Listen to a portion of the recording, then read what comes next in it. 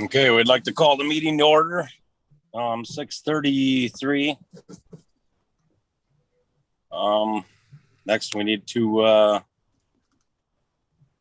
have an approval on the agenda. We'd like to call the meeting. I'll make a motion to approve the agenda. I'll second. Okay, the motion is seconded and approved. Next we'll go to strategic planning. We gotta have a roll call vote. Oh. All right, straighten me up there, Julie. All right. Schmidt, Yes. Haas, Yes. Merkel, Yes. Lee, Yes. Prochnick. Yes. Thank you. All right, so that is passed. Next we'll go to strategic planning. That's where you want to take over, Jeff, or? Sure, I can take it from there. Thank you. Welcome, everybody. Tonight's meeting is going to be largely geared around our strategic plan and the work that has been done. We have conducted a set of surveys that went out to staff, parents, and community, as well as students. We've conducted an equity survey that went out to staff, students, and parents. And then we have also done at least 9 listening sessions and collected lots of different data. We've gone through a comprehensive needs assessment at each site and brought all that information together. We've had a strategic planning committee that's met 3 times over the last month. And that team consisted of just under 50 people, which includes students, staff, parents, community members, city leaders, and as well as building administration. And today we're going to look at where that has all taken us and how those ideas have come together into what Ms. Gilman calls a plan on a page. We've taken all that information and boiled it down to some belief statements, mission statement, vision statement, and then some goal areas for us to consider. And with us tonight too is also the writing team, who has done an amazing job of taking all those different ideas and trying to get people's voice into those ideas. So when they look at that plan, it says, wow, that I was a part of that process, and the community can really see that. So they are here tonight to help talk about it. So with that, I'm going to turn over to Ms. Gilman from the Minnesota School Boards Association, who is going to be leading us through this evening. Hey, thank you, Superintendent Horton. And you did a nice job of framing the work that we have been doing over the last few months. I looked back at my notes today, and I think it was January 11th when I met with the board and did a presentation on what we would be doing in the next few months. And lo and behold, we have accomplished, I think, everything. And now you are ready with your new strategic plan on a page. Superintendent Horton, I think I am going to do a share screen. Make sure you should have all received this ahead of time, but this is the culmination of all the work from you and all your stakeholders in the past few months. And your stakeholders included representatives of student body, staff, both licensed and non-licensed, your administrative team, you as a board, and also community members. And to do a recap of some of the things that we did, we started by looking at belief statements. And the belief statements were basically your values. We did this as a team and came up with the 5 that are listed here. Then we spent some time talking about the mission statement. We reviewed your former mission statement and talked about rewriting. And this is the new mission statement. Provide an equitable and quality education that meets the individual needs of our students to thrive in the 21st century. And then we talked about a vision statement and ended up, remember, vision statement is something you're going to put on that billboard on the highway. So it's going to grab people and say, why this school? Why do I want to enroll my child into this school district? And so the vision statement, GFW, growing future world-class leaders. And so these are the items that we consider the foundational items of your strategic plan. Now, one thing that I should mention is since our third strategic planning committee meeting, we worked on each of these foundational items and then we turned it over to a writing team who did some final crafting, a little bit of maybe tweaked a few words and things like that. So basically kind of did a cleanup for it, but we still maintained the integrity and the messaging that the strategic planning committee identified. And then we looked at focus areas, and how we identified the focus areas were the themes that came through with the listening sessions, with the evaluations, the surveys that we sent out to the community and also internally, and then the feedback that we got from strategic planning committee members. So we landed with a focus area, and you can see, whoops, on the left-hand side here of student achievement, finance, diversity, equity, and inclusion, community and family engagement, and the last one is positive school climate.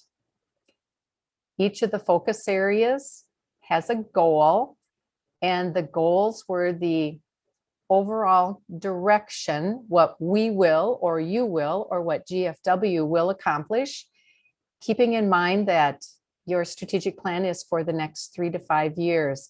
For each of the goals, there are objectives that put a little bit more meat into exactly how you're going to accomplish each of those goals. Now, with the goals and the objectives, the writing team, and you're going to hear from them in just a second, but your superintendent and the writing team then took your feedback from their draft goals from the last meeting, the last committee meeting, added in a few more items because you all had a chance to provide input on what might have been missing or what might have needed to be tweaked, things that we didn't want to forget about. And so what you see here is the almost final version of your strategic plan on a page.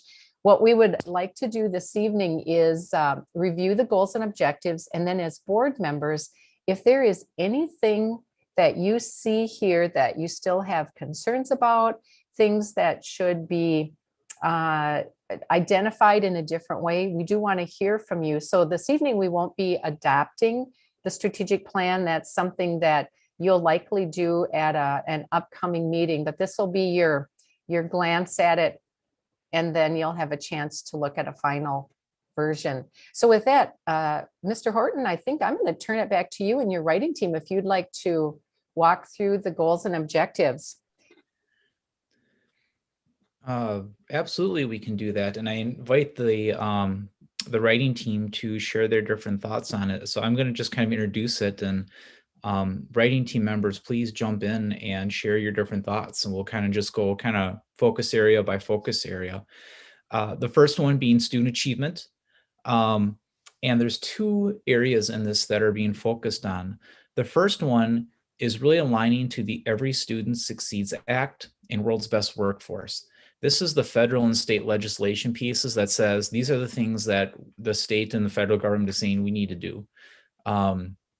And so that includes 90% of all students graduating from high school, for example. That's under ESSA, Every Student Succeeds Act.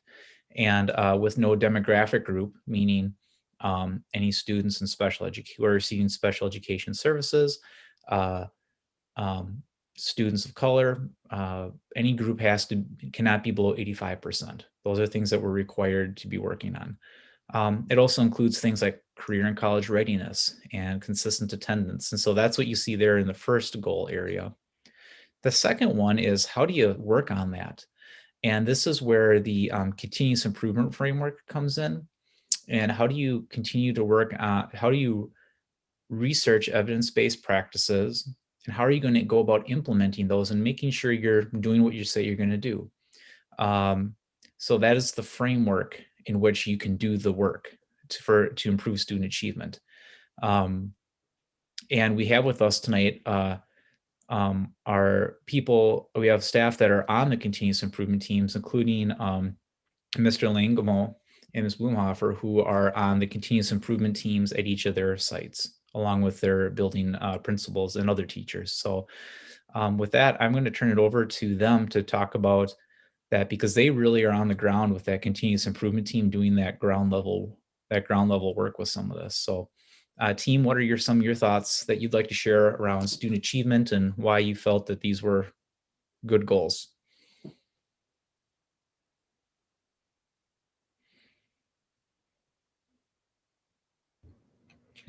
I guess getting into the second one a little bit, you might notice as we go further into this that some of the different areas have dates that kind of set benchmarks as far as when we'll get to this stuff. But I think in the second one, it'll be nice to have the conversations at the building level, kind of around this framework as to what specific steps that we need to do to kind of build those college readiness pieces and just kind of see how big the task at hand is and get, feedback at the building level and get going from there. So I guess that covers my thoughts on the second one.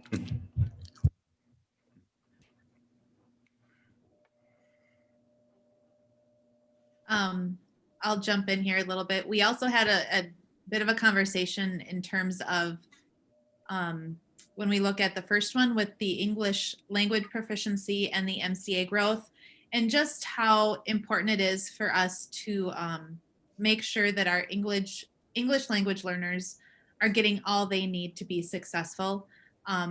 We understand that we have had some work to do in that area, and we still have work to do in that area. And we just want to make sure that we're connecting those two items so that we can reach all of our learners.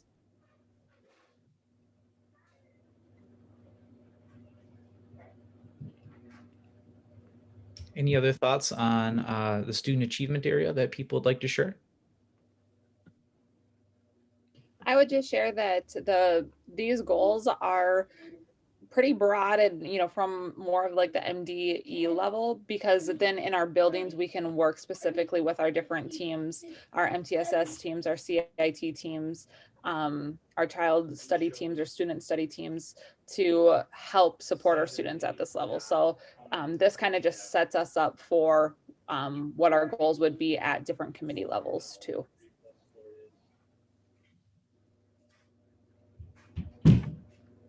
A piece I can share with that is that each building will be working on developing a school improvement plan. So upon adoption of a strategic plan, they will be setting out with their continuous improvement teams to set smaller level goals. These are broad because they're at the district level, and then MD is even broader at their level.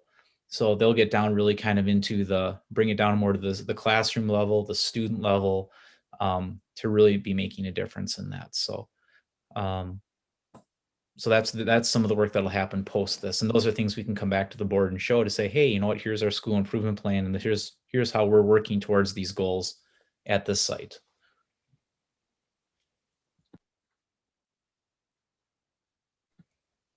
Do board members have any questions around the area of student achievement for the writing team?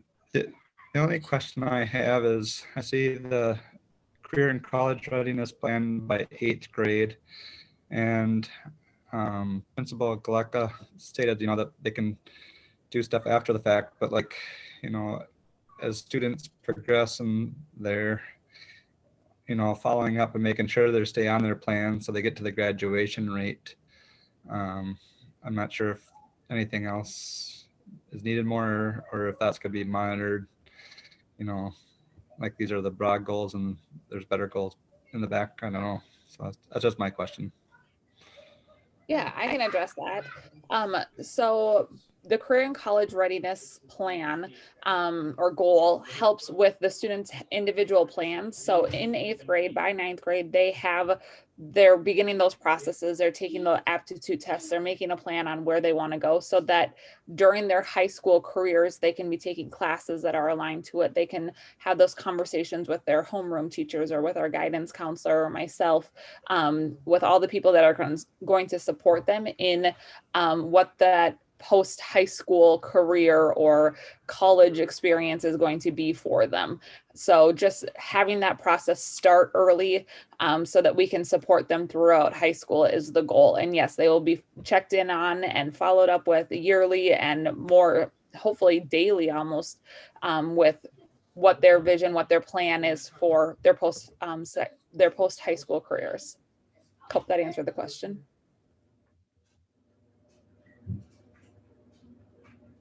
Yes, thank you.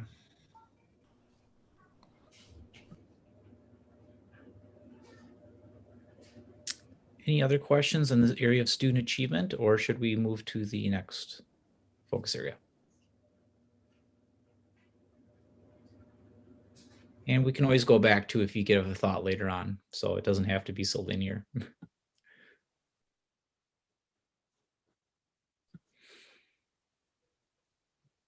Okay, finance. In the area of finance, this is one that we felt was really important to be in there, given our current situation. So a GFW will develop and maintain a fiscally sustainable budget. We've been deficit spending for close to a decade, and so this is going to be our goal is to not do that. And so the first step of that is getting out of the statutory operating debt. And to Mr. Langamo's point about the dates, this one we did feel needed dates because we needed to make progress and had to have those accountability marks in there. With the student achievement piece, there's different aspects and different timings of things that at the building level that maybe they can be setting timelines for. But at this level, we really felt that, we have some goals that we need to set and we need to hold ourselves accountable to that. So the first one would be to get out of statutory operating debt by fiscal year 2022. And then to update our fund balance policy. We currently have a fund balance policy, but to review that and put that in alignment with the Minnesota Department of Education and the auditors. The next step from that would be to maintain a fund balance in alignment with that policy to make sure that we are in a good place. Our auditors had mentioned, for example, we need to be at between 8 and 12%. And in order to not have to borrow money, that's kind of where we need to be. And then creating a sustainable replacement schedule.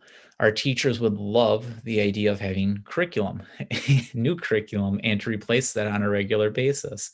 Our transportation department would love to know that they can afford to get new vehicles when they need to get new vehicles.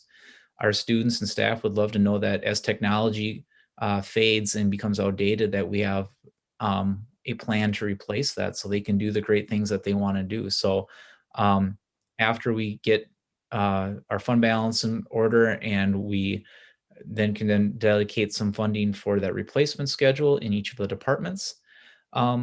And then we also put in the facility plan that whether that be maintaining what we have and staying where we are, or that means exploration of other options, that is a goal by 2025.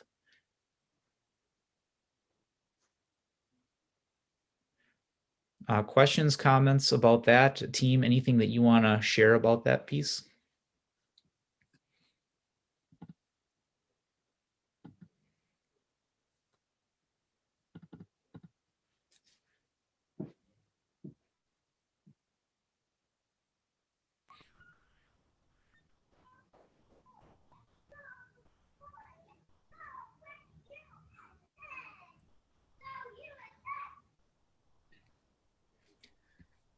If there's no questions, we can go on to finance. And if people have questions, we can definitely circle back, or we can just go to the next one, excuse me, but we can go back to finance. Diversity, equity, and inclusion. So this one is that we will develop and implement an equity framework. So this is a very broad goal. But again, on this one, we did feel like we needed to put some dates on this one to hold ourselves accountable to those dates. And so the first step with this one would really be go out and do some research. There are other school districts that have adopted equity policies and have been doing this work. The 24 districts around the country that we've been meeting with around equity, some districts have these, some districts don't. And so the team felt that based on the equity diagnostic we did, based on the direction that the Department of Education is saying we should go based on best practices, that we should really be looking at an equity policy.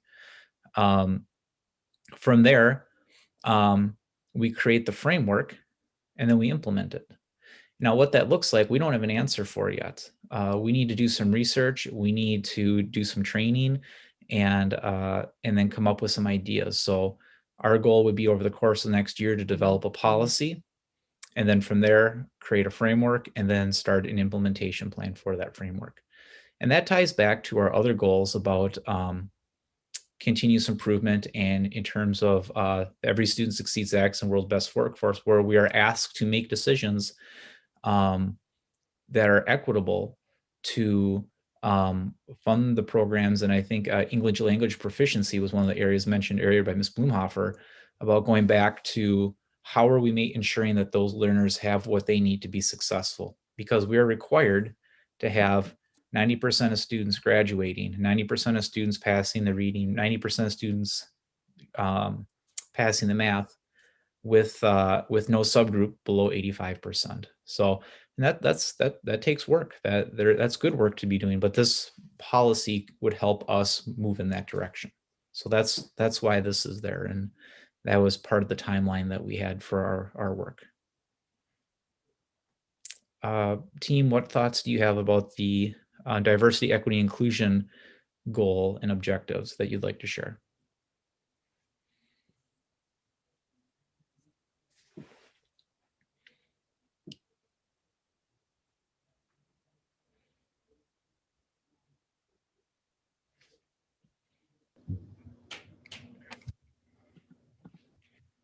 I would just like to say that, all three of these say develop, create, or create. And that just shows that we're in the beginning parts of this goal, which is great. But as a district, it's a focus, and we want to make sure that in our strategic plan, people can see that we're working towards that, and that it is a focus, and it's something that we do take very important.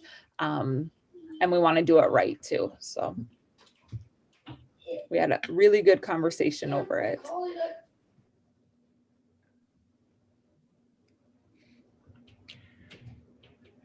I kind of like that there's just 3 points in there. It has the dates, it keeps us moving, but it gives us a lot of flexibility to use that diagnostic tool and figure out what we're doing well, what should be a high priority, what do we need to emphasize, what should we focus on improving first. So I like that. Again, like they were saying, it has the benchmarks to keep things moving, but it also has some ambiguity in it in that way too.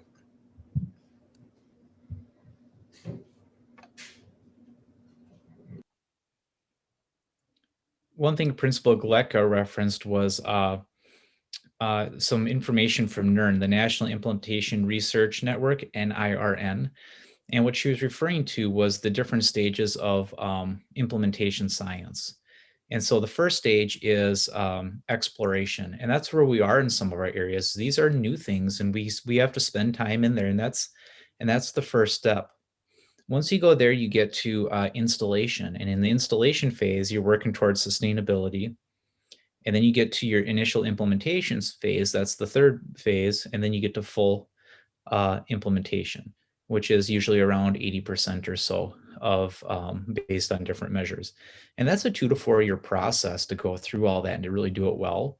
And that's coming out of, again, NIRN, the National Implementation Research Network. So she had made some reference to that. And so these are areas that we're going to be working on. And that's just where we are today. When we come back and update our strategic plan in 3 to 5 years, we'll be at a different place with that.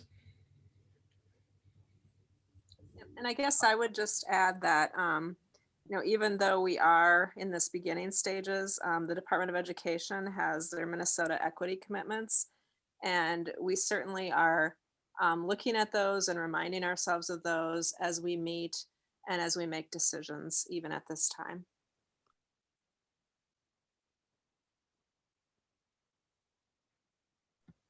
Members of the board, do you have questions around diversity, equity, inclusion, or did this create any new questions going back to the other 2 focus areas?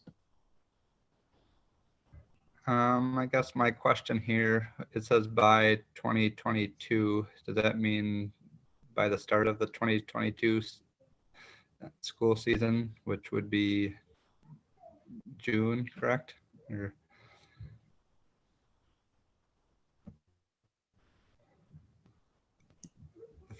the first one says by 2022, GFW will develop an equity policy.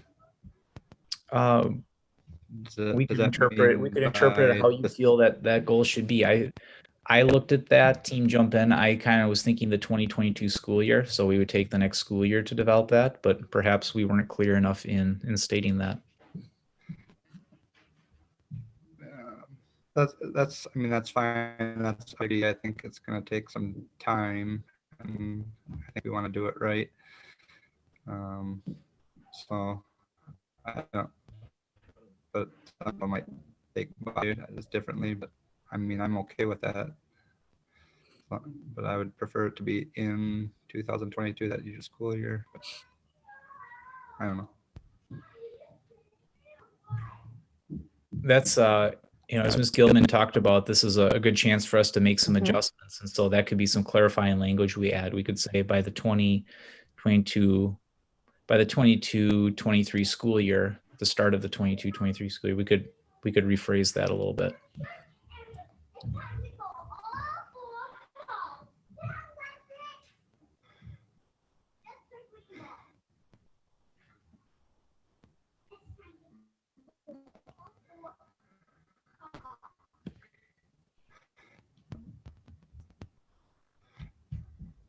Other questions or thoughts that folks would like to share on the diversity, equity, inclusion focus area or any of the others?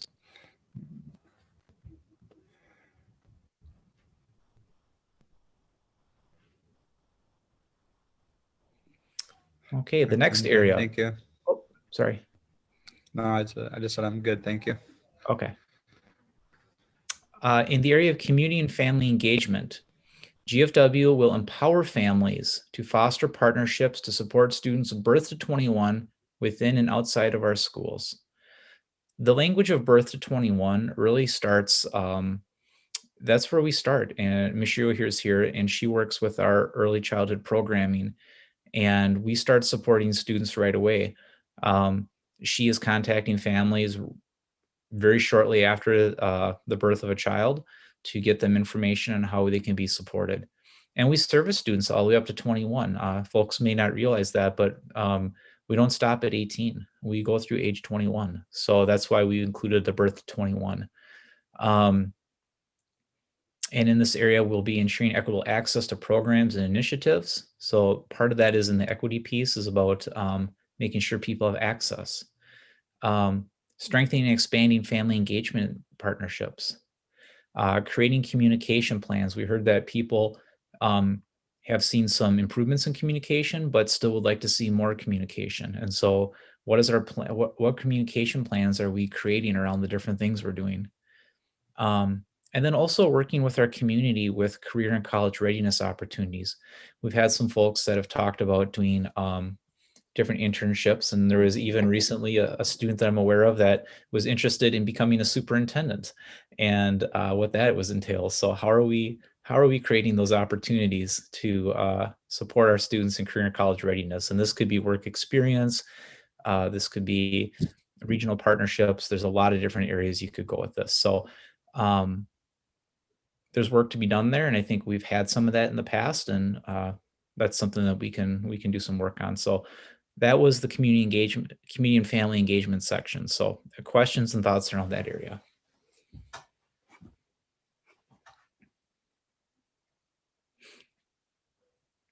And writing team, please feel free to add some. I know we spent a lot of time in these last couple areas trying to get the language right. We had a lot of conversation about how we can do a better job of making sure that we are getting families involved in our school and making sure that that involvement continues throughout the kids' experience while they're at GFW. It seems as though we get lots of involvement when kids are in preschool, they're in elementary school. It's really easy to get parents involved and reach out and make sure that there's opportunities there. and just wanting to make sure that those opportunities continue all throughout their school career. I agree with you, Mandy. I feel like this is an important one just because as we start in early childhood, we always tell the parents that they're the first and foremost important teacher in a child's life. And so this is just such a great partnership for the school and the families. So.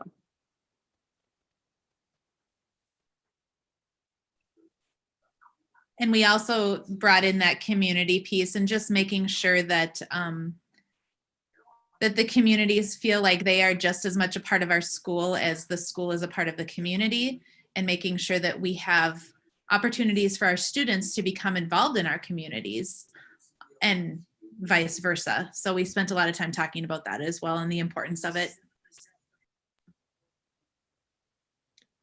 And we tried to tie these back to our belief statements.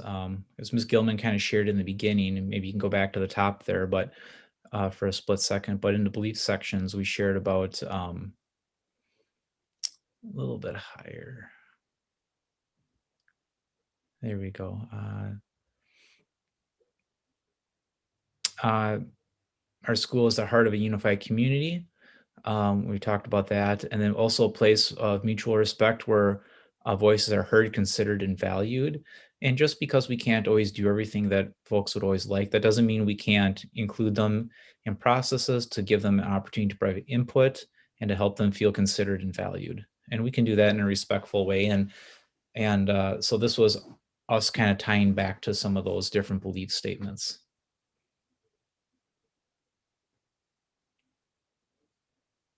Members of the board, do you have questions around that fifth goal, fourth focus area?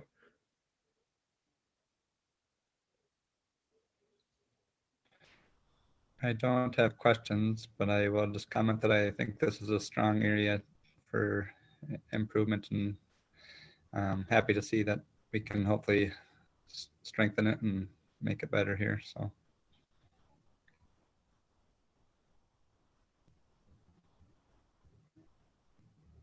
Yep, I was just gonna say the same thing.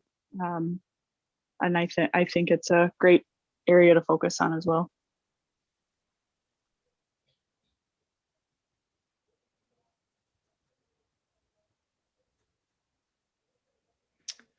The sixth goal, or the fifth area, is positive school climate. And so in this one, GFW will inspire a shared sense of community built on trust, collaboration, and safety, where individuals are encouraged to thrive and grow. And so the way we'd be looking at measuring some of that is through collaboration with our stakeholders, which is, we saw in our strategic planning group, we had lots of different stakeholders involved in that. And that's what we mean by stakeholders. GFW will develop a positive school climate model where all individuals can show up as their full selves. That comes right from some of our student language. And there are different ideas and concepts and models out there for positive school climate. So there's some work to be done and some research to be done on what is it that means. If you take a look at the School Climate Center, they would say positive school climate is, anybody who walks into your building, what are they feeling in that moment? And so it's an oversimplification, but if I'm a community member and I walk in, or if I'm a parent or a staff member or a student, what is it? How are you feeling? And what is that experience? And that would be something that we'd be looking at researching and saying, okay, this is kind of how we're going to define that for ourselves. And then we will create an implementation plan to do that. So again, it's kind of that implementation. We need to figure out what it is that we define as a positive school climate. And then we need to go through and we need to implement that. And then and monitor that we're doing a great job with that. And, success goes up and down with those. And that's part of the implementation science, is that as it ebbs and flows, you make adjustments and retrain and re-implement some stuff. And then the last one is GFW will develop a system of mental health information, access, and support for students. So helping increase access to mental health supports, whether that be in the school, in the community, but helping break down barriers to increase access and get information out there. So team, thoughts that you wanted to share about positive school climate?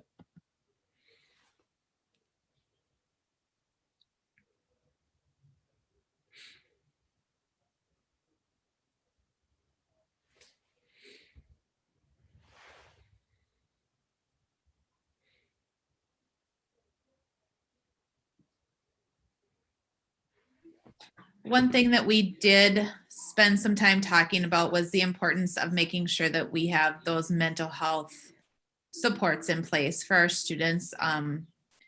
It seems to be hitting even harder these days. And as a school, we need to make sure that we have what our students need to be successful, including their mental health needs.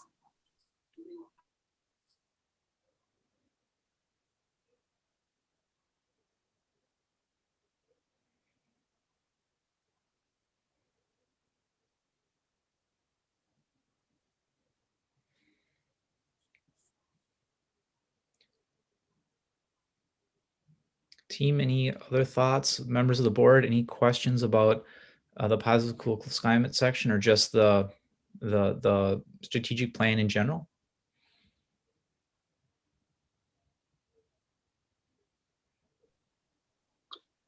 Was just going to ask, is there any way that you could add in for the mental health information access and support for students? I mean, even just staff in general. I guess I'm not entirely sure what the resources are for staff as far as mental health, support, things like that. I don't know if that's an option or how that all works, but that would be my suggestion for maybe an addition or something to work on.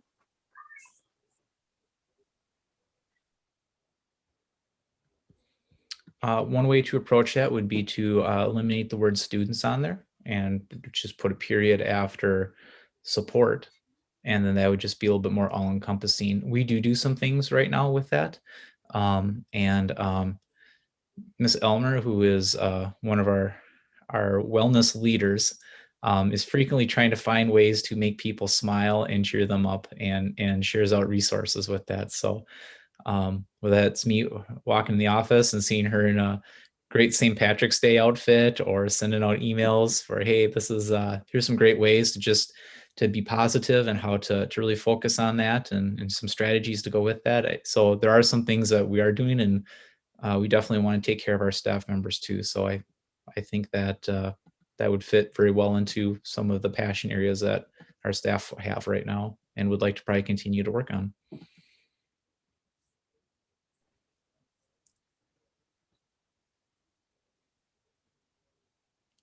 Her camera's off right now, but I know she's going to put on her outfit, and she's going to pop back on the screen with that outfit. I do not want to frighten you, so no, I will not be putting it on. Little kids enjoy it, not so much adults always. You look great.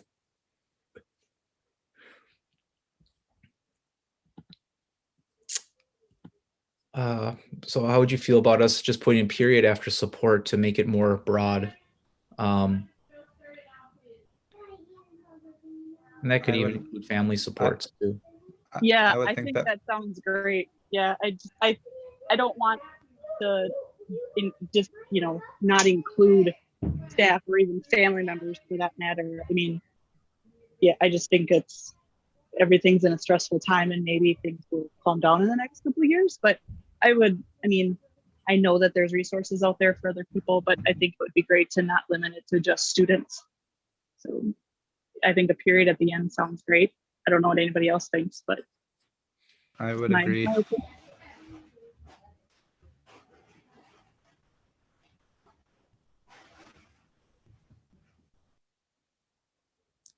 So some feedback we've heard so far is a little bit more specification on the dates for some of the goal areas. And then on that 6.3, just making that a little bit more all-inclusive. So taking out the for students and just ending it so it's more broad. Other feedback and thoughts that people would like to share?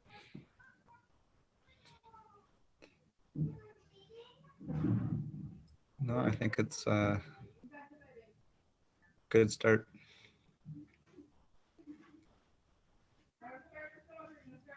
And I would just add in, board members, is there anything that you remember we talked about that isn't reflected here? We tried really hard to incorporate all the ideas, but we if there is anything that we haven't emphasized or that we've missed, let's talk about that. And it definitely was not intentional. So if there's things that you want to make sure are included, we can certainly do that.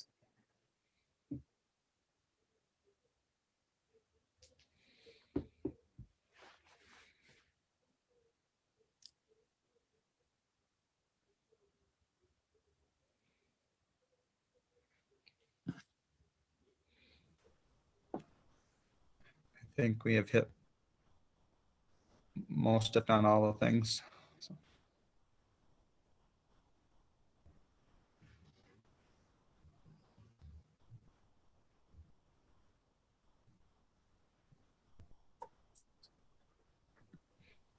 While you're processing through that, I do want to give a shout out to our writing team who was just absolutely amazing. And the conversations and the ideas that came up and the focus to detail, even on a specific word and going back and forth and going to do some research. And I mean, we set a time limit for the meeting, and I think we all looked at the clock and we're like, oh my gosh, like we're overtime, but people just kind of wanted to keep going. And Miss Gilman had to tell us, no, you don't have to, you because we wanted to meet again on it. She said, no, you're okay. This is good. Like so, I mean, a great group of passionate people for education and some real wisdom there. So thank you to the writing team for all of your extra efforts to help get us to this point to have a conversation tonight. You were awesome.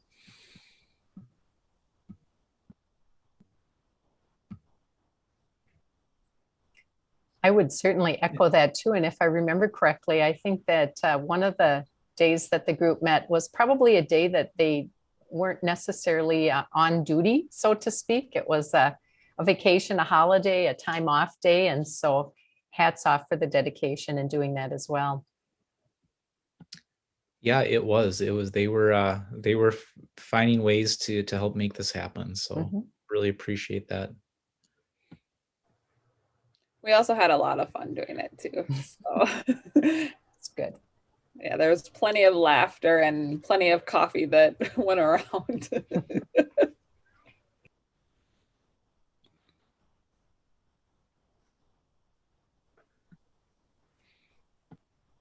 Anything else from the writing team or Mr. Horton, anything else you'd like to share in regards to the work that the group did?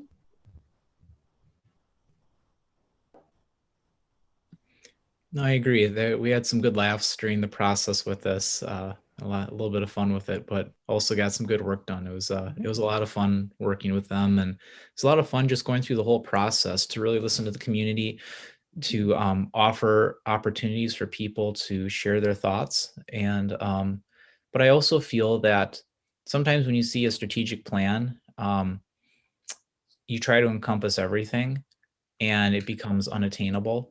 I feel like this has really captured the major themes of the community. And I think it's put it into some tangibles that we can say, okay, we can work on that. And not everything will always work out smoothly. The life ebbs and flows. COVID-19 is a great example of that, where we might have to say, oh, geez, we got to adjust a little bit. And that'll happen in different ways and forms. But we have I think this gives us some direction that is encompassing of our community and it's some good work, and it's aligned to areas that we need to be focusing on, both from a local area saying that this is important, but also from a state and national level to say these are some things you should be focusing on. So I think it covers a lot, but it's also attainable. Well, it was a very thoughtful process with everyone involved, and for board members and for community members who might be listening in. You've heard me say before that the strategic plan really is now your visionary roadmap for the next 3 to 5 years. You've identified those key themes to address issues, challenges, concerns. You have brought stakeholders together. So you've truly listened to the voice of the entire community. So you've got buy-in now.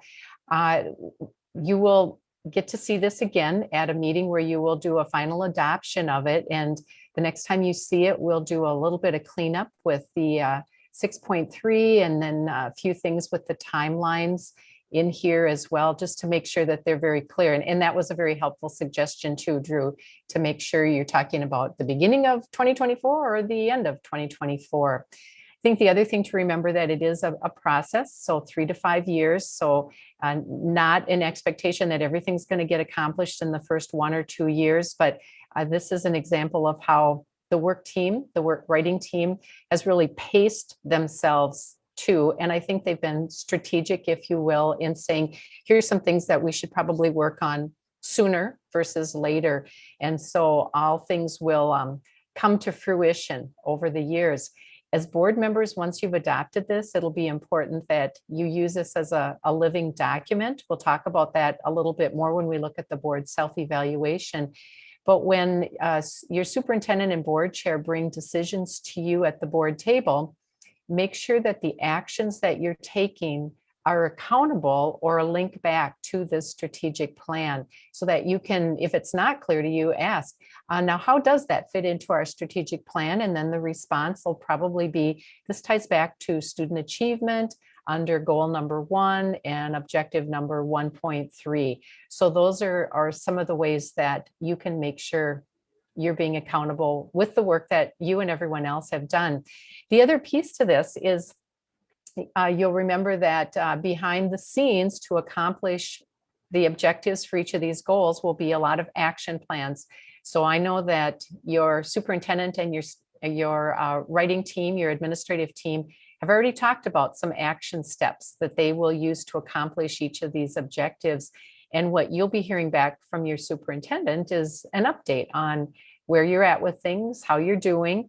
And at the same time, remember that, heaven forbid, if we have something like a pandemic that comes up in the next year, it is okay to just take a little bit of a step backwards and say, are we still on track? Are we moving ahead with things? Or do we need to take a quick break, pivot a little bit, if you will, for anything unexpected that comes up? But you should be having some regular updates on the strategic plan, and at least annually take time to do a little bit of a deeper dive and have some accountability of what we've achieved.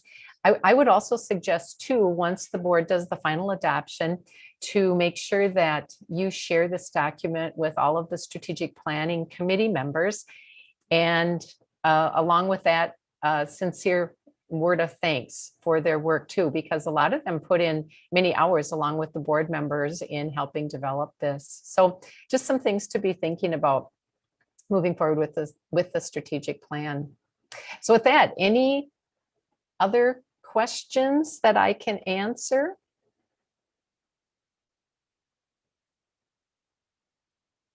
Related to that?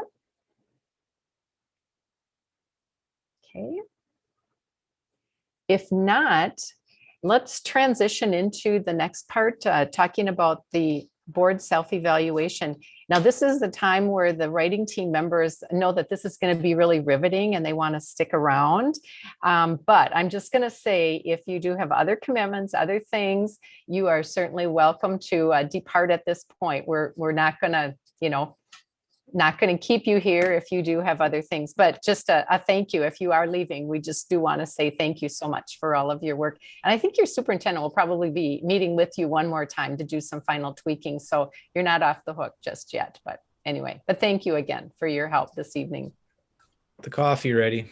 Get the coffee ready. Coffee and chocolate, I'm hoping, for everyone, right? Why am I allowed out there? Thanks for inviting me to be a part of this. My kids are here, so I'm going to go. Okay, sounds good. Thanks, Mandy. Thank you. Thank you, everyone. Thank you. Thank you, writing team. Okay. For the board, then, we're going to transition to talking about the board self-evaluation. And this is a chance really just to tie this all together for you. The timing on this, when I first started talking to your superintendent about strategic planning back at, what was the end of last year, this is just such a wonderful opportunity for you as a board team. You have 3 new board members. You are in a reforming stage, so to speak, as a board team. And so this is a way for you to all really be on the same page and helping develop the strategic plan is the beginning stages of that. So as we transition and talk about the board self-evaluation and how that all ties to the strategic plan, I want to put up the board governance model. And you had a chance to see this at each of the strategic planning committee meetings. And it is also included in our phase 1 training for new board members and in our phase 3 training for high performing boards. So at the top of the board governance model, the board governs. That is your role as elected board members.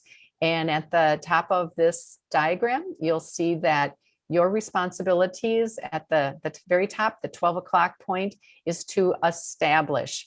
You establish expectations and parameters, and you set a strategic plan. So hats off to you for having a strategic plan in place and an updated one too. And in addition to that, you adopt policies, you set the budget, and you approve contracts. And then you will see that the lower part of the diagram, the superintendent manages. The superintendent provides leadership and supervision. And so Mr. Horton's responsibilities are then to take those goals and objectives of the strategic plan that you've developed and start putting them into action. So he's got plans, he will have procedures in place, he will identify staff who will work with him, and then he will start to implement them, and he will monitor them as well. At the same time, you know that the arrows, or you can see that the arrows are going back and forth. He's always going to be giving you updates. Don't let him off the hook, by the way, either. So if you haven't had an update on something, it's fair game to always ask, where are we at with that on the strategic plan? Remember the friendly, neighborly line, the dotted line that goes through the center means that there's always communication between you as a board, elected board members, and your superintendent. And the most important thing in this diagram is student achievement for all. And I do believe that with the strategic plan you've developed, you have moved yourselves forward for that student achievement for all. Anybody have any questions or comments about the board governance model? If not, I am going to share with you, and I do believe that you received these documents from your superintendent as well. So you'll have them as an easy reference. So where are you headed now as a board? You have your strategic plan in place, and it's going to be really important that you do an alignment of goals. We call this the strategic governance framework. And what you will see, and you also saw this during the strategic planning process as well, is that in this diagram with your strategic plan in the red box in the center, your new district goals that you're going to be working on over the next 3 to 5 years, you want to make sure now to align them, to align those goals with your superintendent's goals and also with your board team goals. Those goals then align with the buildings and the sites, the staff, the classroom, and the students.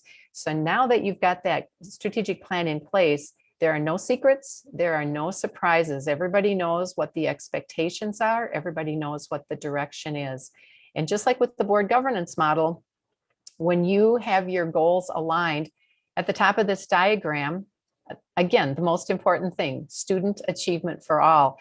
And when I think about that, I can't help but remember the wonderful students that you had on your strategic planning committee, and also those that participated in the listening session. You have some wonderful, caring, respectful, awesome students in your school district.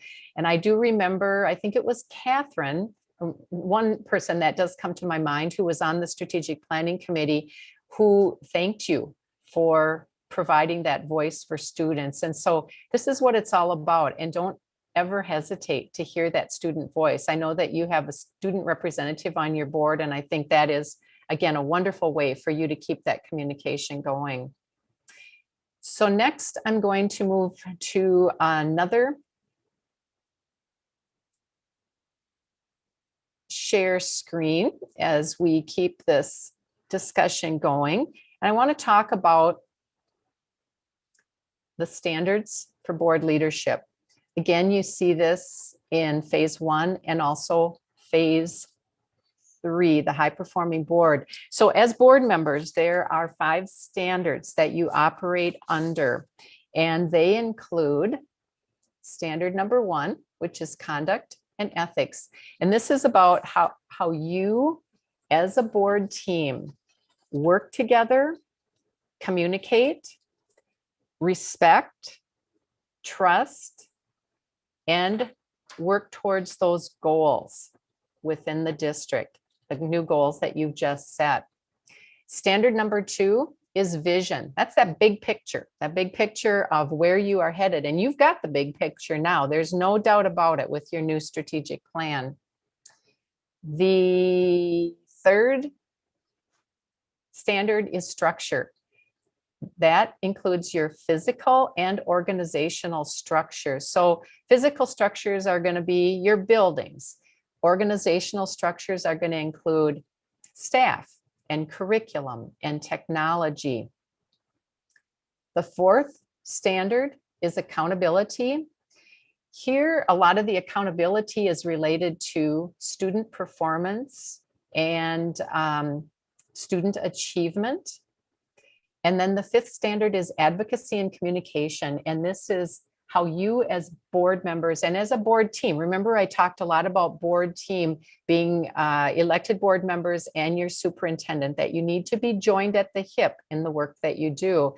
And so under advocacy and communication, this is how you advance or share your vision, your goals with the community and communicate that with them. And this is the one time where I say that it's so important for you as board members to be a cheerleader for your school district, because if you can't tell the good stories and advocate for the GFW school district, who's going to do it? And maybe it's time that somebody else beyond the board that can effectively communicate that. So advocacy and communication is another standard. Now, underneath each of the standards, you'll notice that there are what we call benchmarks, A, B, C, D, E, and sometimes it's F and G. There's enough, there's a variety of benchmarks for each of these standards. And I'm gonna do a tie-in to why that's important in just a second. I'm gonna stop sharing again. Those standards are actually the questions, those benchmarks, I should say, are actually the questions that were on that board self-evaluation that you took. And as we talk about having board team goals, it will be important for you as a board to do a self-evaluation on an annual basis. It sets a wonderful precedence. You evaluate your superintendent. Your superintendent ensures that an evaluation is conducted for all staff. And so why wouldn't you as a board also take some time to do an evaluation or an assessment? And all of you, I think we might have been missing one, but I think most of you took the self-evaluation. You'll remember that it was about 72 questions. You did it anonymously because we aren't so concerned as to who said what as much as we are about how you felt in general about each of the questions. So each of the questions then did tie back to the benchmarks. And I am going to scroll us through a few pages here. As I'm doing that, let me just pause for a second with the things that I have shared at this point. Board members, do you have any questions about anything? Anything that you want me to repeat or anything that was not clear to you at this point? Okay, if not, what you see on the, I believe it's the 5th page, I think it's the 5th page in, the 4th page in actually. This is an overview report. It's the aggregate data of all the responses that you provided. And so let me just set the tone for this, kind of frame it for you, if you will. What you see down the left-hand side is each of the standards, standards 1 through 5. across the top, you'll remember that when you answered the questions, your options were always, most of the time, some of the time, never, or don't know. And so when I take a look at this aggregate data, I always like to look for the number or the percentage of responses always and most of the time. The reason I combine those two is because there might be a question that I say always and Casey might say most of the time. So it's pretty subjective in that respect. But if you're responding always or most of the time, I think it shows that there is a lot of agreement amongst the board and a lot of overall support for that particular category. The next thing I take a look at is the numbers of some of the time. The percentage there of the yellow responses. Some of the time is an indicator that you as a board team will want to move some of the time up to always or most of the time. Then I take a look at the responses that are in red, the percentage, and those are the nevers. So never could mean that you just truly never do that or discuss that as a board team. It could mean that since you have a lot of new board members, that you just haven't been on the board long enough to see that particular activity or process happen. And then the final response, don't know, in black. And so again, don't know means that you probably just don't know. It could be an indicator that you are a newer board member. And again, you haven't had that experience. So when I look at those responses that are red or black, the messaging there is those are opportunities for educating and informing. And usually between your board chair and your superintendent, they'll start taking some notes saying, oh, yes, that's right. This might be something that we'll want to talk about with the board, make sure they're clear and they understand that particular topic.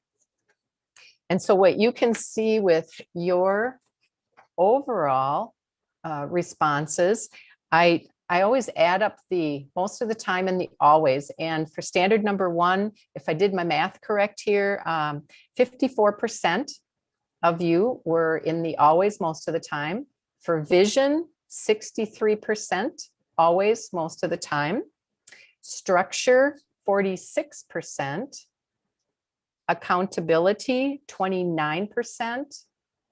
And advocacy and communication, 50%.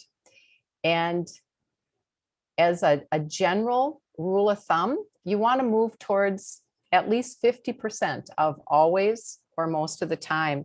And really in most of your categories, considering again that you're a fairly new board and your superintendent took this survey as well. So all of you are fairly new. Many of you are fairly new. Your responses are either well above that or are moving in that direction. So that is a very positive thing. Any questions or comments about what you see in the overview report? Okay. If not, I'm going to start walking you through the rest of the survey. But before I do, I want to make sure to be clear on a couple of things for you and for those who are listening in this evening. With this evaluation, it is not a pass or fail. It is not graded. And there are no right or wrong answers. So you as board members responded as you saw the question and as you knew it at the time that you took it. And again, all of you took it just within the last, I think, couple of weeks. So it's very fresh in your minds. This tool is an opportunity to, first and foremost, pat yourself on the back, because what you are going to see is that there are a lot of positives with your board team where you are cohesive, you are in agreement. And so this is an opportunity to celebrate those strengths. We also encourage that you take this assessment on an annual basis. And when you do that, you're going to be able to start charting your progress because this tool is longitudinal. So now you've taken it in 2021. When you take it next year, hopefully, you will have both years' results. So you can start doing some comparisons of how you have moved one way or the other on the with the responses. The other thing that I often am asked is, why weren't there any open-ended questions? And we do that for a couple of reasons. One, it is a copyrighted tool that we purchased from Washington State School Directors Association, who are our counterparts, our MSBA counterparts. So we are not able to make any changes. We selected the tool because they use the same standards that we use, the 5 standards for board leadership. They didn't have open-ended questions, and so we did not make changes or could not make any changes. And then we use this as an opportunity for discussion. So if there are some questions or comments, we can talk about them this evening as we're walking through each of the sections. So at the end of the day, the goal for you to take this board self-evaluation is to identify goals for yourself. It is to align your board team goals with the goals of your new strategic plan. And it's also a way for you to move to that high-performing board status, which is so important, because we know that when the board team is working together and all the cylinders are firing at the same time, that it sends positive messages throughout the school, throughout the community. And you know that from your work as board members, your community, internal and external, they are holding you accountable. They're watching you, as they should. And so this is a way to help you become a really strong board team. Questions or comments about the tool? Okay. Then what I'm going to do is share with you the individual questions that were on the self-evaluation. I'm going to frame these for the first few so you kind of get a flavor of what you're seeing, and then give you a chance if you want to make some comments or have some thoughts about what you're seeing and maybe some ideas of what our next steps. I've also highlighted some things too that I want to make sure that we address on your behalf. So if you don't share them, I will certainly bring those up. So on the following pages, then, what you will see is always the standard number. We're doing standard number 1, conduct and ethics, which is how you as a board team interact. And benchmark of success A is highlighted with questions number 3 and 4. And benchmark of success A is conducting board and district business in a fair, respectful, and responsible manner. And the questions here, basing your decisions on what's best for student success and committed to a clear and shared purpose. And when I look at your responses, this tells me that you are in agreement with some opportunities. The couple of folks said some of the time, with some opportunities to move those forward with the questions. Or with the benchmarks, I should say. And then as we move to the next page, we're still under standard number 1, conduct and ethics. And now we're talking about benchmark of success B, and that's ensuring that you as a board are accountable and open to the public, looking for divergent perspectives in your decision-making process.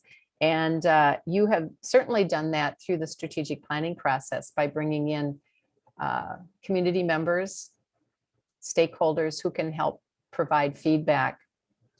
So here we see question 5 talks about providing information to the public that supports board discussions and decisions. Question 6 talks about following a defined process for gathering input prior to making critical decisions. And I would say here that as a board team, and I'm actually going to toss this one back to you in just a second, but because we've got a don't know and we've got some of the times here as board members, what else would be helpful for you in gathering input prior to making those critical decisions? Anybody want to share? When you're making the tough decisions, what else would be helpful?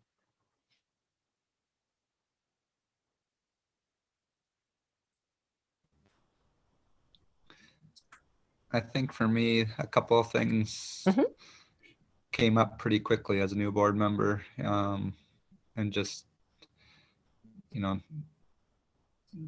not always knowing what goes into those areas enough. So that's just myself, but I think as we go on, that should improve.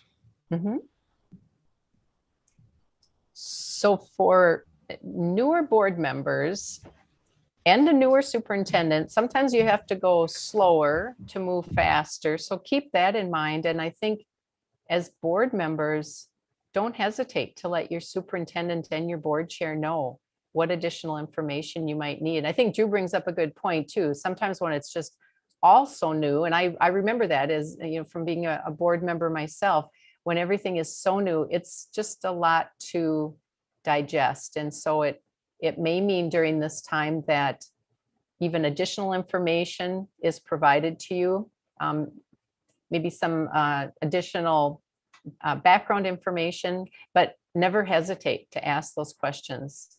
What about other board members? Anything else you can think of that would be helpful?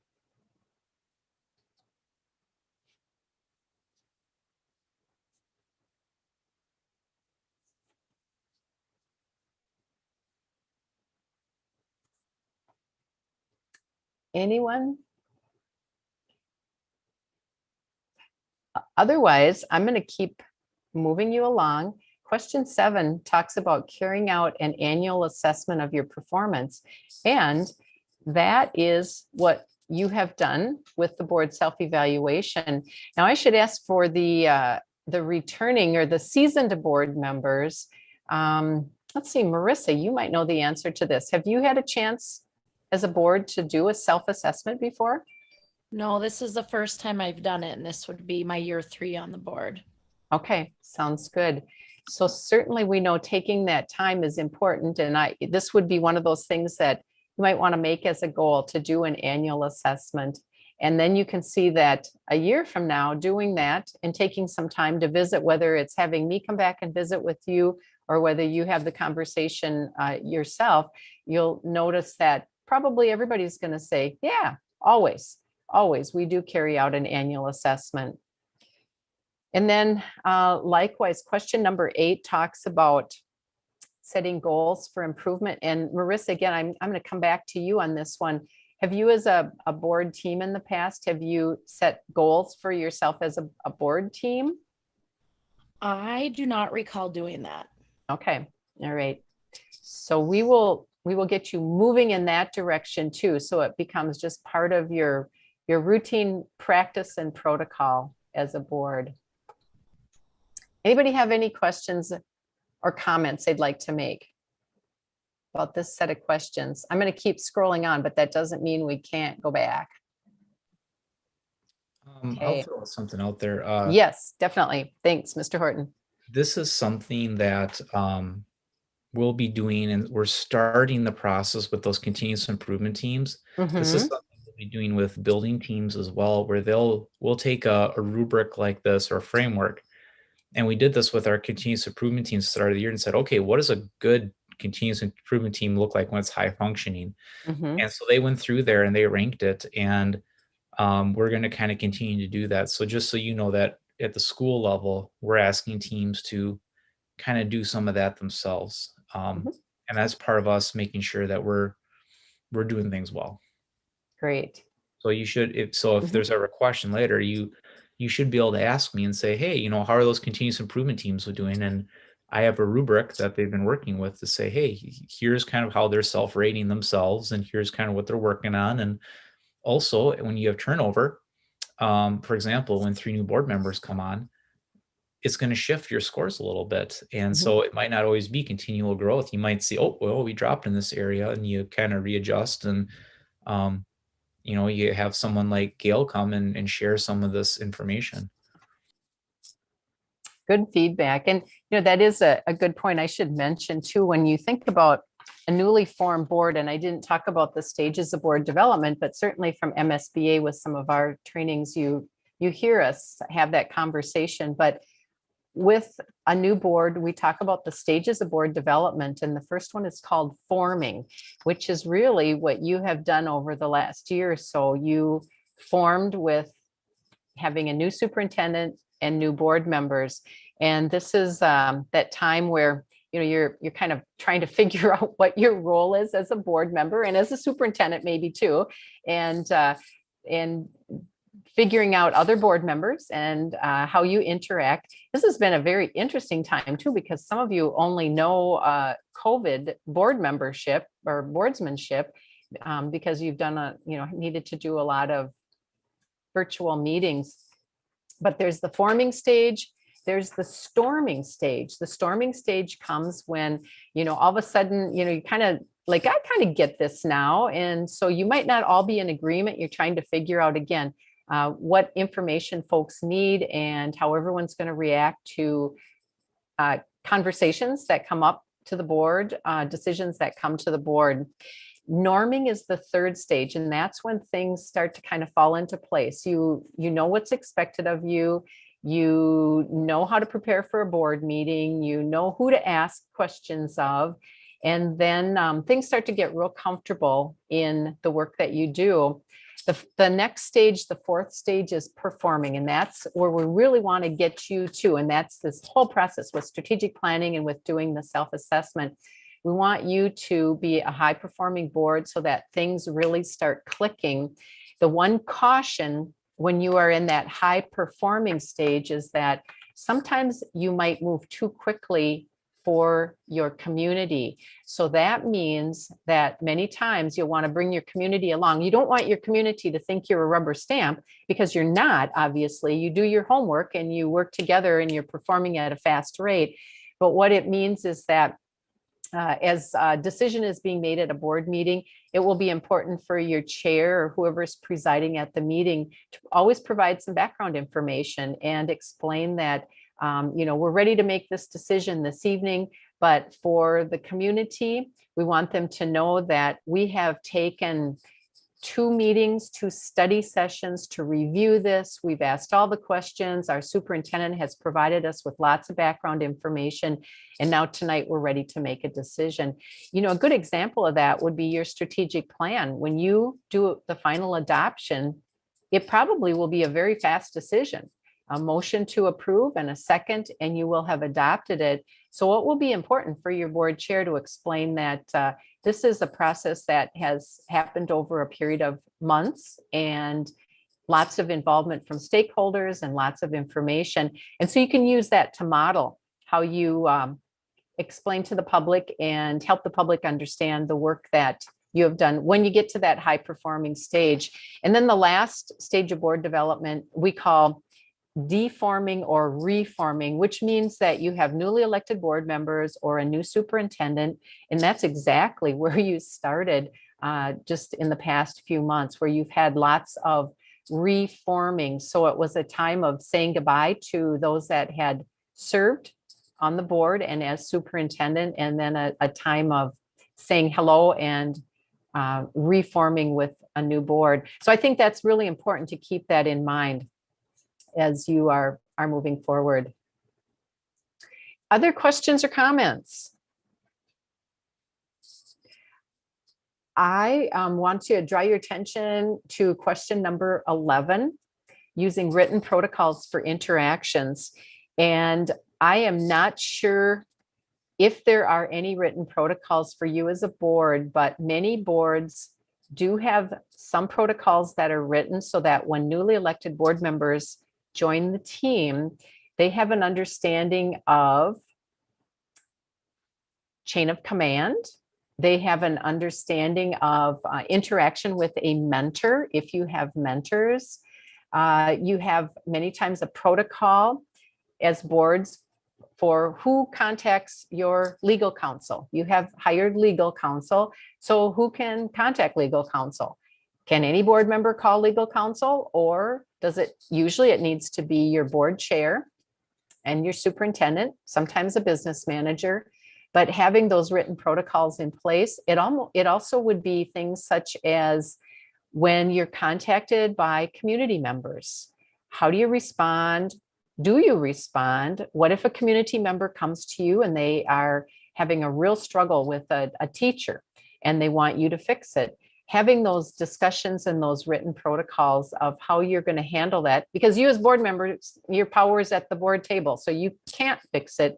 But when you can do is listen, have empathy for the concerns, and then help whoever is approaching you or whoever is asking the question, help them understand that there are processes in place, that you have a chain of command, and direct them to the chain of command or to your superintendent.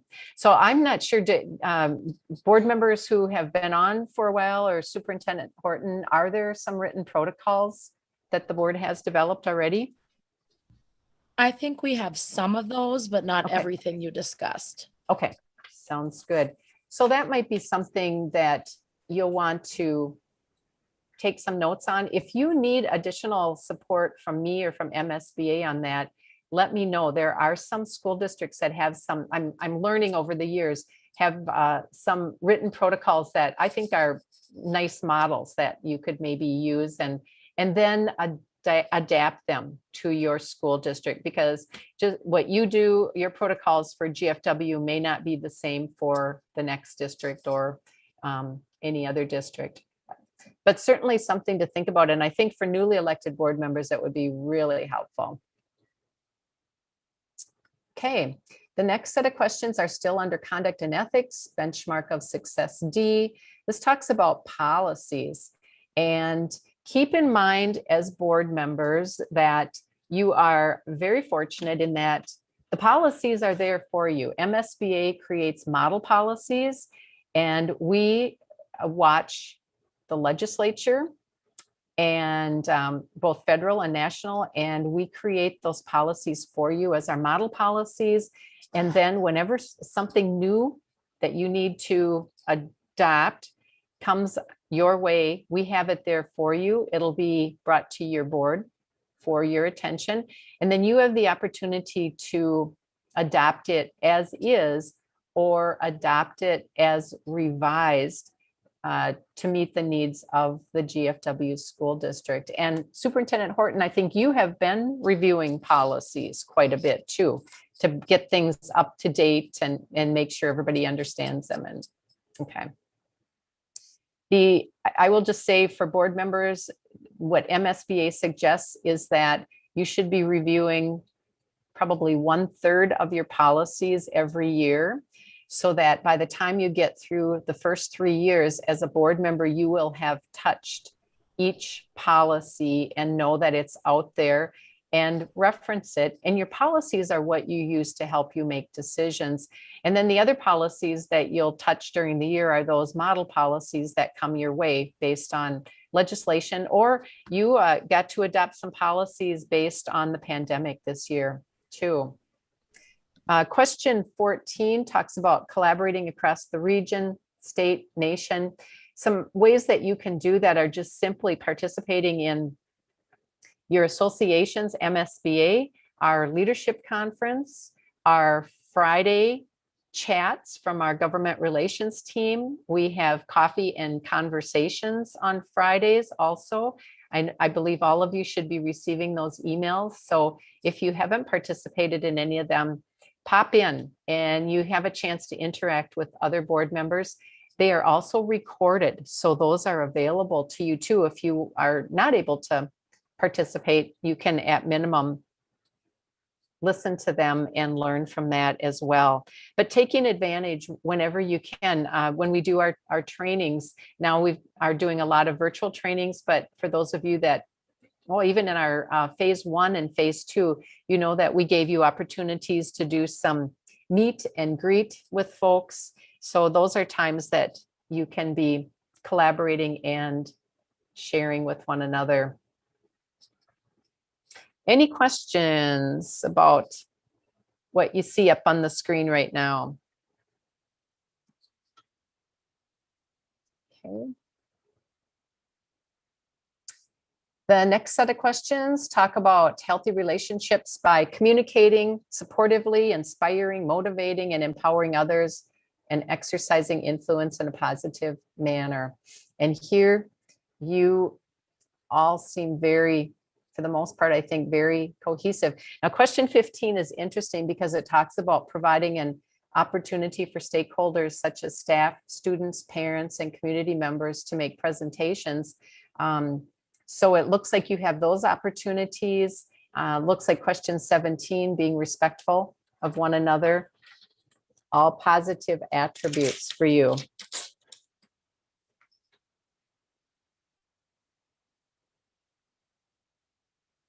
And conduct and ethics, working as an effective and collaborative team. And again, here it talks about having mutual trust, working with your superintendent to have that trust amongst all of you. Pursuing some professional development opportunities. Again, you've got the conferences besides MSBA. I'm sure you're a member of MREA too, aren't you, as well? So you've got that as an association with resources.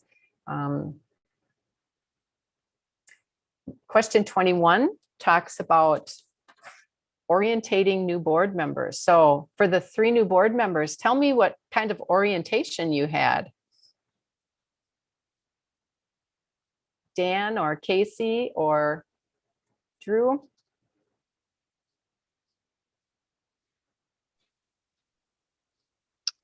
I guess I could say that we've had lots of conversations with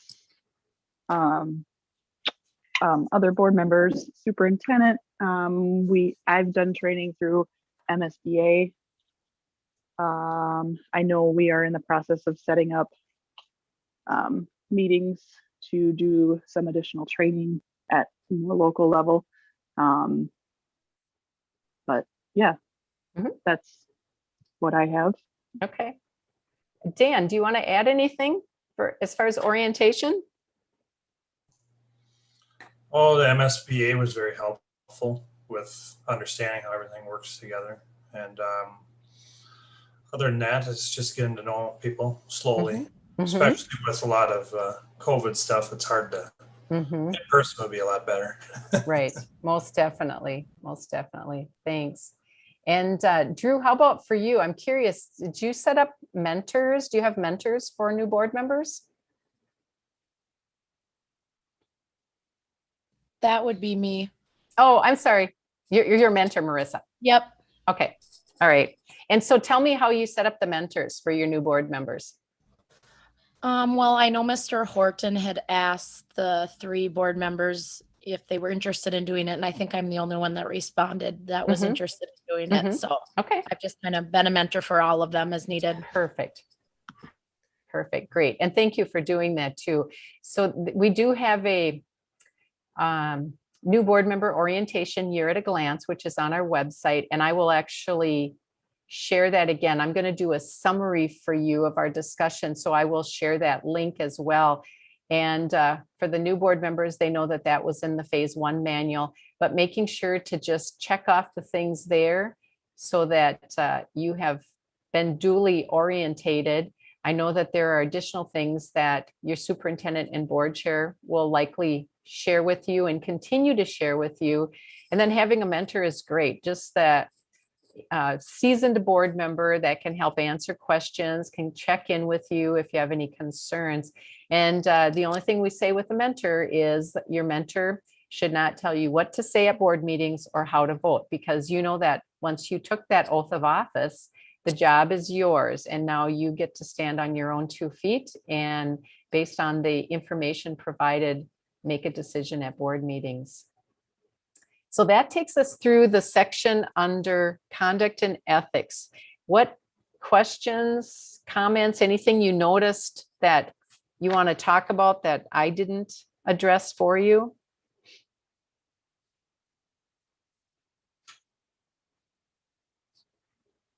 Anything? Otherwise, I'm going to keep scrolling, but we can, again, we can always go back. So the second standard is vision. having those clear goals and plans. And now you've got those clear goals and plans in place with your strategic plan. And here under this benchmark, it talks about expressing that all students can learn, having high expectations for students, and then fostering that culture of collaboration around a shared purpose of improving student achievement. And I think you've clearly addressed that in your new strategic plan as well. Also under vision, benchmark of success B, that vision for the district. And that's exactly what you have just now completed with your strategic plan. And you included your stakeholders as well. And it will be so important to continue to keep your stakeholders, your strategic planning committee stakeholders, and all other stakeholders in the loop and informed. So look for ways that you can involve them in things. Communicating rationale for decisions to the community. And again, we talked about this a little bit earlier, but making sure that as you're making the big decisions, like your strategic plan, I'll use that for an example again, but explaining the process that you went through. And then for other decisions, if you're making a decision on the budget, I think for each board member, it's always important to communicate your rationale for how you're feeling, how you're voting on something, but in general, helping the community know why you are making the decisions that you are making. Questions or comments about any of those? Okay. This set of questions is all about your district plan or your strategic plan. And so in another year, when you take this evaluation, I'm going to guess that your responses are pretty much all going to be always or most of the time. So you'll see that question 27 talks about in collaboration with the staff and the community, developing that strategic plan, the goals and the outcomes. So you have that accomplished. And then all of your ongoing work, your policies, your decision-making, and the budget that you set should be tied to that strategic plan. And continually monitoring progress towards those goals and outcomes. And that's something that you will hold your superintendent accountable for. At the same time, he will always be reporting to you on status and update as well. Anything with how that ties in, and that will be something that I think for you as a board, you'll want to make as your number one goal, number one priority in the new year, is to really learn to work with your strategic plan and make decisions based on it.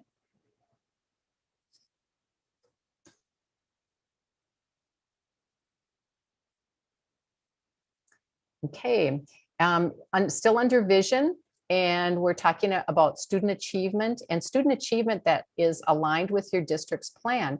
And again, that's something that you just heard about earlier under student achievement. So you are set and you have that direction set for you for the next 3 to 5 years, knowing that you will have high expectations for students and be looking at student achievement. Okay, that wrapped up the vision section. Tell me what your thoughts are about vision. Any questions, concerns, anything you're wondering about?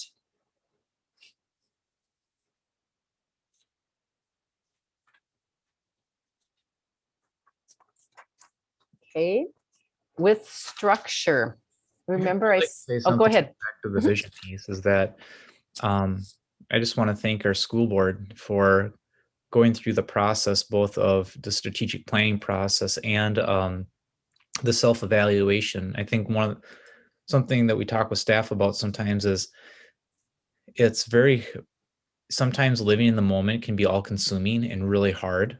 I can feel like I can't get ahead, and it takes work. You have to do you have to manage the here and now while you're trying to get ahead. And so we've had a lot of meetings lately, and that's been intense. But thank you for doing the work to get ahead, because now that you get that strategic plan in place, now you can start working ahead and you get a little bit more on that proactive side. And I always try to say, we want to be, we want to be mostly proactive, 75, 85% proactive. We still need to be responsive, but a lot of things get planned. And so you've done that work as a board. And so thank you for going through that process with Ms. Gilman, with myself, putting in the time, as well as managing the here and now that we're trying to get past. So this will pay, I think this will help support and pay dividends as we move forward and make things also easier. Not easy, but easier as you kind of work through things and kind of look back to, okay, what was in our plan and why are we going the direction we're going with some things. So I hope you find that helpful. And I just want to thank you for going through that because I know it was extra effort. I Good just have a comments. question. Yep, go ahead, So Marissa. this structure piece. So I Yes. noticed in the strategic plan, we didn't have anything about our current buildings. Mhm. Should we? Because obviously we all know that our buildings need work. I was just curious about that. Is that something that should be in our strategic plan or no? It is in there for a 2025 goal. Gail, I think you're looking at it right now. Yeah, I must have missed it. It was the facilities plan piece. Okay. Sorry. Nope, that's that's okay. good. That's a good time to talk about it. Yep. We didn't say whether that was staying put. We didn't say it was a new building. We left that open for the board to kind of process and decide, are we staying put? Are we gonna build something new? Are we gonna do some renovations or, whatever it is that we felt that would be? And we put 2025 as a goal. It could happen sooner than that, but we pushed it out a little ways with the pandemic and just the time to get out of statutory operating debt. We didn't want to put that as like a 2023 goal. Sure. Okay. I must have missed it. I apologize. No, that's okay. It's good to ask for clarification on that too. And was that on the finance? Was it a finance goal? It's under finance, yeah. And I do think, as Mr. Horton said, first and foremost, you have to address the SOD before you can really move on and talk about anything else. And so I think that's why it was a good decision then to look at that in 2025. So you can get your financial status in order and then have those. And then at the same time, you can still be having those discussions about what you do as far as facility enhancements, if you're talking about building project, whatever it might be. But good. Thank you for bringing that up, Marissa. Okay, any other questions? Comments? If not, I'll walk you through the questions under structure. So we're talking about safety and security for all. And as we look at structure, again, that's your physical structures and your organizational structures. So in these two questions, and again, Superintendent Horton, I'm hoping you're taking notes on the nevers and the don't knows, because unless somebody shares, my guess is that these are opportunities for helping board members learn and understand some of these categories. But really with these two questions, your superintendent is the one that's going to ensure the facilities comply with the health, safety, security, and making sure that there's policies and practice in place to evaluate. As board members, you are going to be hearing those reports and updates. So you can hold your superintendent accountable for providing you with those updates. Under the next section, Benchmarks of Success B talks about employing, supporting quality teachers, administrators, and other staff, and then providing for their professional development. And this is one that every time I meet with the board, it's a good opportunity to discuss, because as board members, and you remember back from the board governance model that you hire and supervise one employee, and that is your superintendent. Your superintendent then, in his management role, is responsible for supervising, evaluating, and providing staff development for all the other staff at the GFW school district. So as board members, when you think about these three questions, a key word is ensuring. that these are happening. And if you're unclear, which again, many of you could be unclear, being new to the board, of what the practices are. So at some point, it'd be a great study session or learning session, conversation, to just have your superintendent talk about what is your hiring practice? How do you retain staff? How do you evaluate? So you're not going to be hiring, evaluating, you're not going to be looking at personnel records or anything like that, but just knowing and ensuring that a process is in place. And likewise with staff development too. And the staff development was something that came out in the strategic plan, and that's actually been built into your strategic plan as well. So as board members, ensuring that those things happen. Anybody want to comment or ask questions about that section?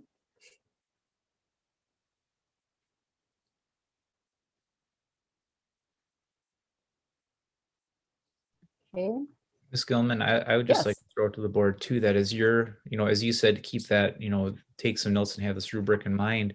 As you look at this and think back to this as time goes on, please feel free to email me to say, hey, I think this would be a great thing for us to learn about and know about. And that can turn into a board presentation. I can get a team together and share some of that information. And so, please don't hesitate to say, hey, look, can we get some info on this? Very good. The next set of questions talk about the learning essentials, the curriculum, the technology, the facilities. And you have had lots of discussions about learning essentials in this past year with distance learning. And so in this section, it's just making sure that you have students that are meeting those graduation requirements. A lot of these tie back to your new strategic plan, student achievement focus area under the world's best workforce, and the two goals that you have, the world's best workforce and the continuous improvement framework. So this is how you will be accountable for each of these. Curriculum support, a budget that supports staff development and resources for curriculum. Question 40 talks about having a process that includes community and parent involvement in selecting curriculum. In this one, it could be selecting curriculum, it could be other types of parent involvement. But tell me, what ways do you involve parents right now within the school district for any of the board members? Do you have a World's Best Workforce Committee might be one, if you've got an advisory committee for that.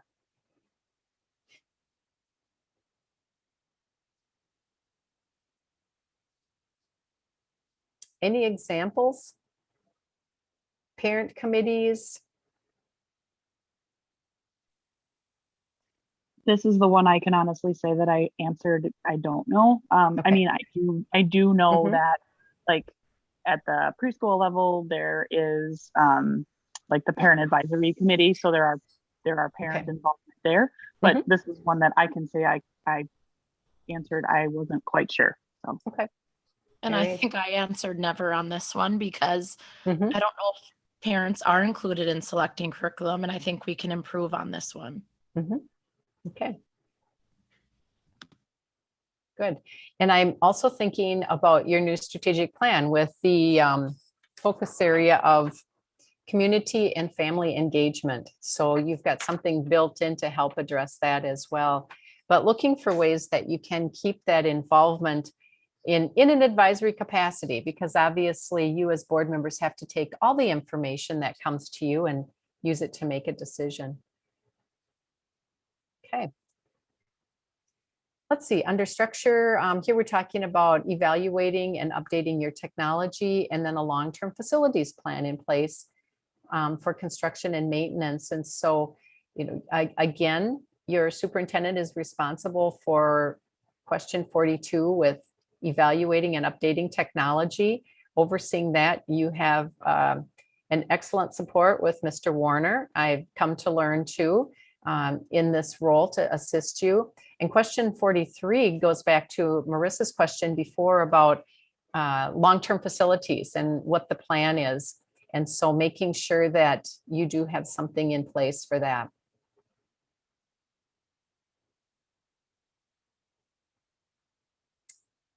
In this set of questions, it talks about the classrooms, effective instructional practices, and evaluation of district operations to make sure that there's an efficient and effective learning environment. And from your new strategic plan, that ties in beautifully underneath, again, student achievement in the, especially the, well, both the first and the second goal. So you have that built in for you. And I think this is the last set of questions for structure.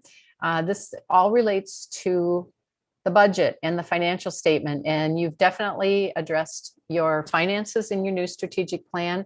Question 46 talks about keeping the community informed of your financial status. And I would say if there's one thing that you have had a lot of discussion about in a very public way, it has been your budget. So keeping the community informed.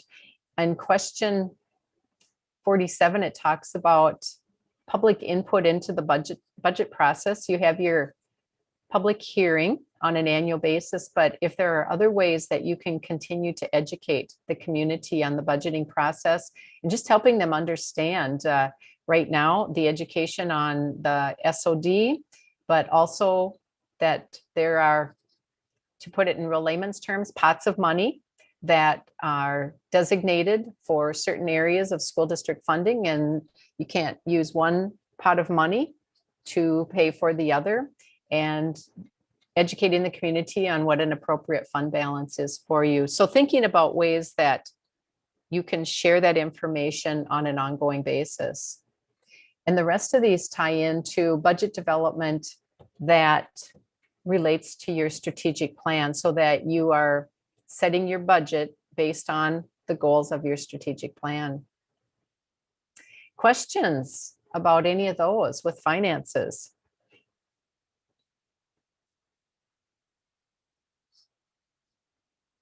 Okay. Then we move on to accountability, and a lot of this is accountability with student achievement and how you get to that point. And again, you'll see a strategic plan written all over this under accountability. Here we're talking about timely review of your strategic plan. So obviously you have done a very deep dive of your strategic plan this year. And what you'll want to make sure to do in subsequent years is to not only have those ongoing updates, but also set aside some time a year from now, roughly a year from now, to just do an update. Did we say did we do what we said we were going to do? And are there some other new action steps to move each of the objectives forward in meeting those goals? So as you look at these, you can see again how important it is to have that strategic plan tied into the school improvement plans. That's definitely mentioned in your new strategic plan. Making sure you review. And then question 54 talks about recognizing the efforts of schools in improving student learning. So how can you tell those good stories when student learning has improved?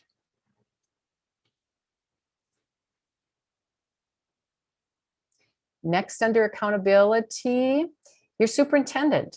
So we talked earlier about the strategic governance framework and having the goals from your strategic plan align with your goals as a board and with your superintendent's goals. And this talks about making sure that you have written goals with specific outcomes. It also says making sure that you provide an evaluation, a review for your superintendent on an annual basis, and then communicate those expectations. So you know that as a board, you can go into closed session to conduct the annual review for your superintendent. And then when you come out of that annual assessment, you want to share an update with your community that here were the goals from the last year. Your superintendent has met those goals. And for the new year, there are new goals that your superintendent will be working on. And then I always want to remind board members that as you are setting goals for your superintendent, you'll want to think about quality versus quantity. So identifying 1 or 2 goals to really focus on in the new year versus 15 will be much more attainable. And keeping in mind that your superintendent is still managing all the other operations of the district. So for you in the new year, it feels like a number 1 goal is the financial status. That might be something that you'll want to hold your superintendent accountable for. And then a segment of your strategic plan. But with that, I'm going to ask Mr. Horton, has the board used the MSBA superintendent evaluation form? And any other comments you'd like to make about that too? We have not. Some of the things that we've done up to this point were in the 100-day plan. We outlined some objectives and worked with the board to kind of develop some of that, in particular the board chair, and then we kind of shared them out to the community and then reported back on those, I think in October, so probably around 120 days or something like that. And I kind of had some next steps from there, but we have not gone through the MSBA evaluation piece either, whether that be the goal setting, the competencies, or a blending of those. So that is an area that we could, now that we've gone through the strategic process, strategic planning process, it invites that conversation, I think, very naturally. Most definitely. And I did, for the materials that were shared with the board for this evening, I did share a copy of the document for the superintendent's evaluation. It's a document that was created by the Minnesota Association of School Administrators, which is the association for superintendents, and then also Minnesota School Boards Association. So it gives you a step-by-step of how to conduct the evaluation, how to set goals, and then even some criteria to measure meets, exceeds, needs work on, those kinds of things. So do make sure that you conduct that annual evaluation. Once in a while, I talk to boards where they're nervous about doing that. And I think, in fact, most superintendents are happy to have that evaluation because they are wanting to serve you in the best way possible. So do make sure that you take that time, set those goals. And you are always welcome to contact me or any of my colleagues at MSBA if you have any questions. And again, that tool is part of your packet. It's also on our MSBA website too, so you can always access it there. Anybody have any questions or comments? Go ahead. I say, yeah, I would agree with that. If I recall correctly, usually MASA and MSBA co-present the competencies and the goals at the leadership conference. So unfortunately, we had that virtually this year. We couldn't do it in person, but hopefully next year we'll be able to do that back again in person, and we can get the board to go with it to that. But I would agree with that and echo that most superintendents, including myself, welcome the evaluation process.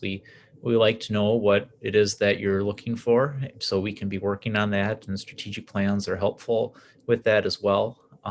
It gives us some direction. So definitely welcome that process. Yes.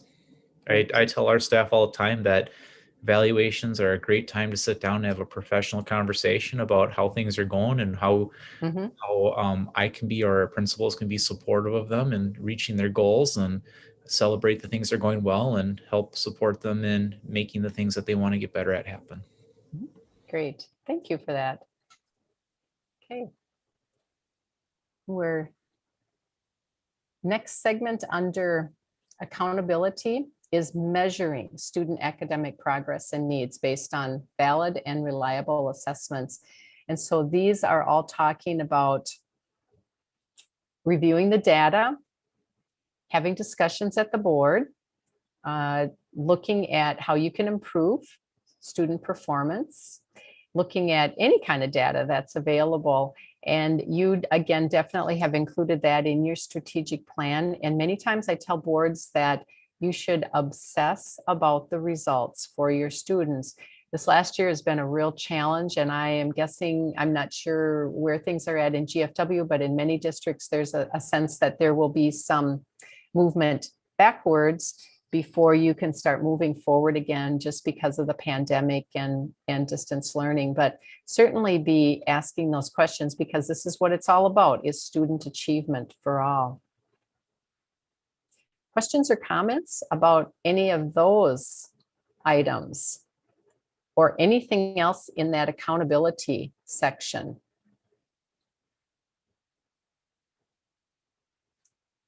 And if not, we'll move on to the last section. So this last one talks about advocacy and communication and how you tell your story. And a lot of the things in this category are going to tie back to, again, your strategic plan under the community and family engagement. In question 62, it talks about advocating at the state and local level.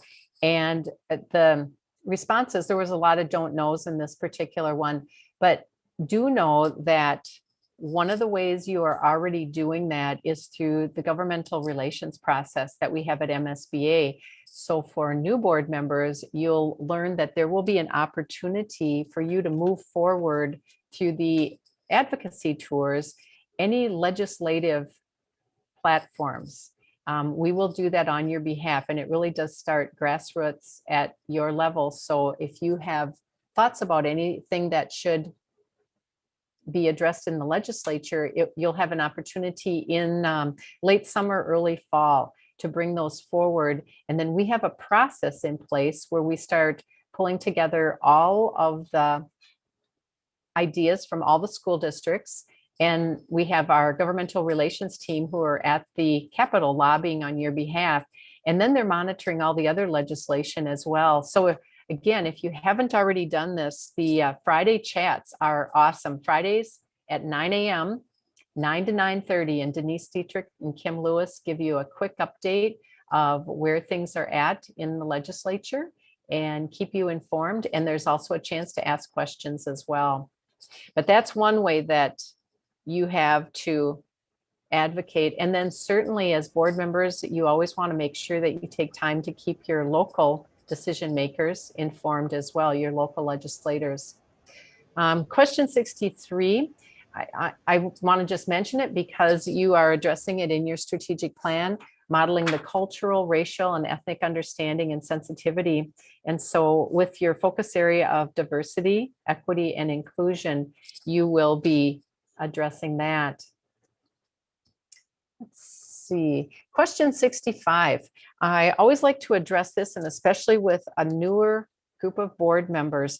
Earlier when we talked under conduct and ethics about written protocols, in addition, as board members, one of your protocols should be, how are you going to respond to questions and comments? As board members, I'm sure you get emails, you get phone calls, you get text messages, you probably get stopped at the elevator, at school events, in the grocery store.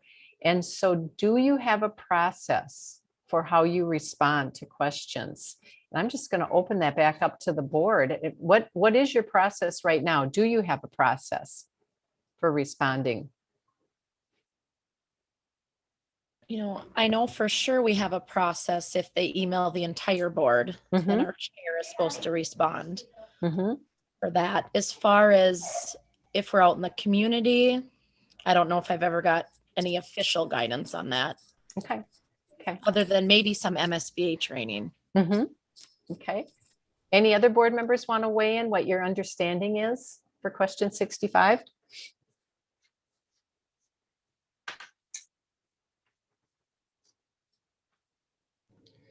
Ms. Gilman, I'm not sure if you know this, but we have a grocery store owner on the board. So that example in the MSBA training video, as well as your example there, we have one here. And it wasn't Mokel's from Mankato, right? Very good. So in that case, you might get a lot of comments at the grocery store, possibly. I think one of the things, oh, go ahead. Yeah, I do. And I mean, I listen and I use the MSB training so far, and then, you know, try to direct them to the appropriate person. So good. Thank you for that. And I think as a board, at some point when you're talking about board protocols, you may want to just have a discussion about what your response is. Many times we talk about having an elevator speech, which when our constituents, our stakeholders come to us, it is so important that we're open, that we listen to them, that we're grateful. At the same time, we want to help our community know that as an individual board member, I can't solve or fix anything, but I can direct them to who can provide some assistance. And I appreciated Marissa's comment too. When you receive emails, and I'm sure you receive a lot of them, when they are sent to the board chair, it is always best, or when it is sent to the entire board, it's always best, I think, for your board chair to respond. And many times the response can just be, very simple, short and sweet, saying, thank you so much for contacting me, or thank you so much for contacting board members. We are CCing our superintendent on this reply, and he will follow up with you. So the messaging can be clear, and that can vary from district to district. Sometimes the board chair takes the lead on that. Many times it's the superintendent, but just knowing as a board team what your protocol is going to be and how you're going to respond, I think can just be very helpful. But bottom line is, you do need to listen, and you do need to be gracious. I always tell the story. I was working with a board in another school district, and when we started talking about this, the individual said, nah, I don't deal with them. I don't answer their calls. I don't respond to emails. And when I see him, I say, don't tell me about this. Go talk to the superintendent. And I said, well, that's kind of good, but you might want to be a little bit more gracious in the whole process, because many times people see us as a first point of contact. And the interesting thing is, I did notice that individual got defeated at the next election. I don't know if that had anything to do with it or not, but it was just kind of an interesting coincidence. But so I would not recommend that approach. Find ways to be caring, be kind, and then help educate and help direct folks to the proper channels.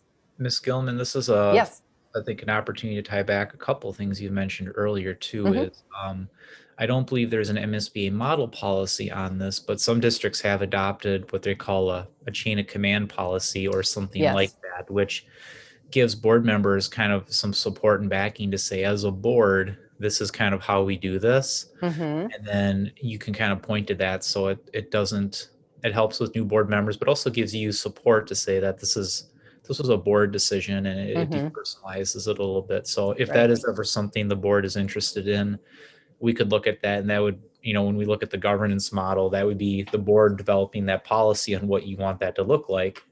And then we would pass that, assuming board approves it, and then do that. Thanks for mentioning that. I just made a note too that yes, we do have a chain of command model, a diagram, and I will share that with you. Again, when you're discussing board protocol, board practices, that'd be a great one to talk through. Each school district has a chain of command that is a little different depending upon who is at the helm. So in some cases, let's say somebody comes to you and they do have a concern about a teacher. The chain of command would be go back to the teacher. And if they've done that and it hasn't worked, then it would be go to the principal. In some school districts, it might be an assistant principal and then a principal. And sometimes it could move up the chain of command to a supervisor of staff, ultimately superintendent, and then finally the board. And so usually the questions and concerns shouldn't get to you as board members, because it will have been addressed through that chain of command. But I will send that to you, and that'll be a good discussion piece for all of you too. Thanks. Great. Let's see. In question 66, ensuring the public's well informed about board's roles and responsibilities kind of ties into having that elevator speech of what your role is. In this set of questions, it talks about making sure that decisions are communicated district-wide. So how do you communicate and what's your messaging? And I think a lot of that for you and your new strategic plan will be addressed in your community and family engagement as well, how you keep those channels of communication open. And these are the last two questions. It talks about soliciting input. And this is very interesting. Question 70 says, seek community and staff input in its decision-making to gain community and staff support. So I think the messaging is to ask the questions, listen. If somebody comes to you with ideas, you can say, you know, I'm open to ideas and suggestions. At the end of the day, though, question 71 indicates that as board members, you take all that information, you synthesize it, you process it at the board table with your fellow board members. And then that's when you consider, come together and make a decision. So just because a staff member or I as your community member say, this is what you ought to do, doesn't mean it's going to happen, because you as board members know that there's a bigger picture out there on many decisions. So you take everything into account, and based on the feedback, based on the things that you know that tie into the budget or your strategic plan, you make a decision based on that.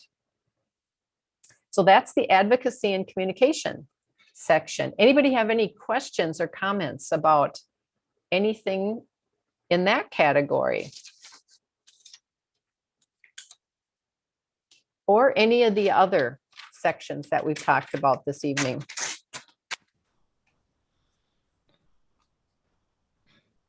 Okay, I am going. Just going over, I think just Go going ahead. over the process will help me prepare, and kind of going forward, you know, how to improve, and, you know, hopefully use our strategic planning thing for us to continue to move forward. Now, I think it'll be interesting next year to see the difference. Exactly. Thanks for that comment, Drew. I think it will really help all of you focus, work together. Comments from other board members?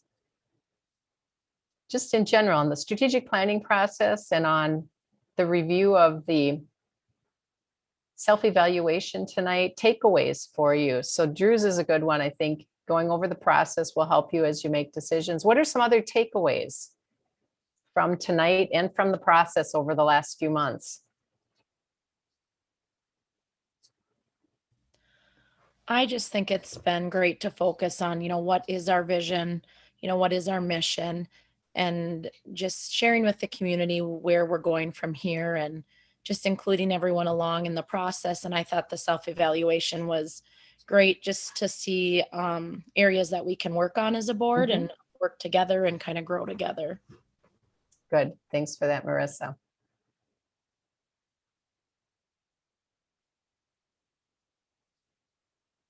Dan or Jason or Casey?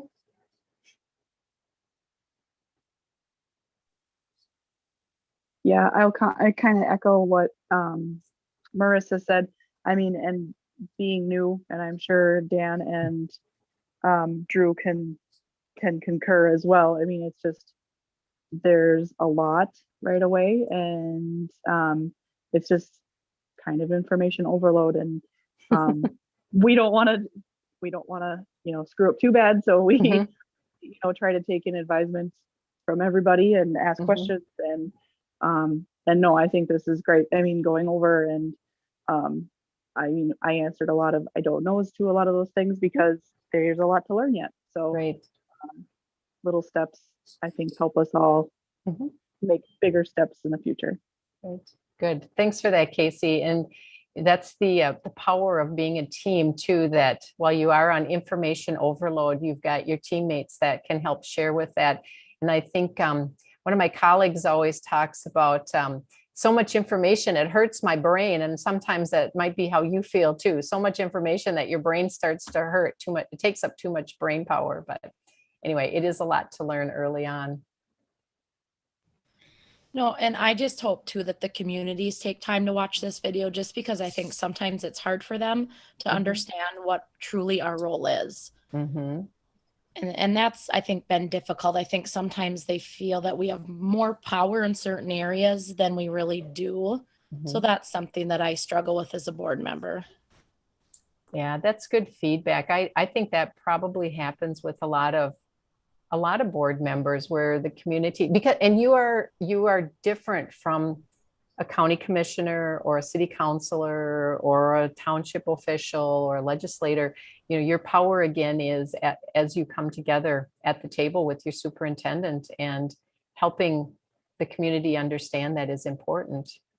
And sometimes we have been elected by certain constituency groups too. We might have an organization, an association that has supported us. And then once we're on the board, they think that, oh, now Gail will do this because we elected her.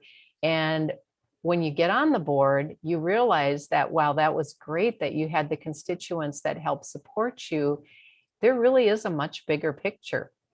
And you start to see that there are a lot of factors to take into account. So, you have to, and then you have to start balancing that as a board member too. Because, I had constituents that were supportive of me when I was elected to the board, and, and I don't know if that's happened with any of you, but, you have that where you have to explain that fine balance that, yeah, I know this is important. At the same time, we have all these things to take into account. I actually think that's why your strategic plan will be very helpful for you too, because you can always go back to that in what your direction is, what your focus is. And plus you have a team that you can work with. So. Remember, Lee, I think you bring up a really good point, and I would even echo that as a superintendent, that people don't understand what a superintendent does sometimes. Right. And how my role fits with other leaders' roles or staff members or whatever. Mm-hmm. So perhaps that could be a communication thing that we could do, is we could start doing maybe that's something the board would be interested in, is through our regular communications that we share some of that information out. Mm-hmm. And try to draw some attention to that to help bring some clarity and to help them, I'm not suggesting that we need to have a chain of command policy. That'd be for the board to consider. But if we had something like that, or had written protocols or whatever, those could be things we could communicate out to say, hey, this is how we do it. And sometimes I think that just helps people so they understand the process. They're willing to follow it if they just know what that mm-hmm. is. Mm-hmm. Good feedback. And it is a fine line that you dance, because remember, I always say this, you're, as a board team, you are hinged together, and you're all getting perspectives. Your superintendent needs to do kind of the juggling, the balancing act too, because he's also an advocate for the staff, and, wanting to make sure that all the lines of communication are open. So he's communicating to you about staff needs, and, you're communicating with him based now on the goals of your strategic plan. So it is a balancing act, but it's also one that I know you can handle. Other comments?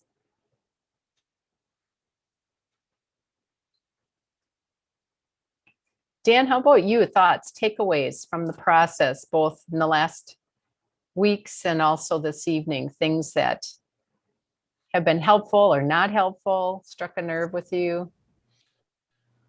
I'm getting sick of computer screens. Are you?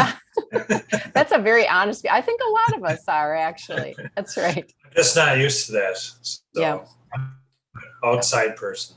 But no, everything's been going pretty decent. MSBA was a lot of help, and I don't know, this survey has helped too, so you can kind of see what's going on. So yep, good.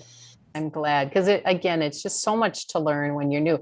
Now, Dan, I do have to say, one of the benefits for me of you being on the screen is one of the evenings we got to see one of your cute little children, and that probably wouldn't have happened if we were in person. So that, I don't get to see the little ones so often, so that made my night. So that was good. One of the pluses. Great. And let's see, Jason, are you still with us? Are you able to share a takeaway for you? I'm here. Okay.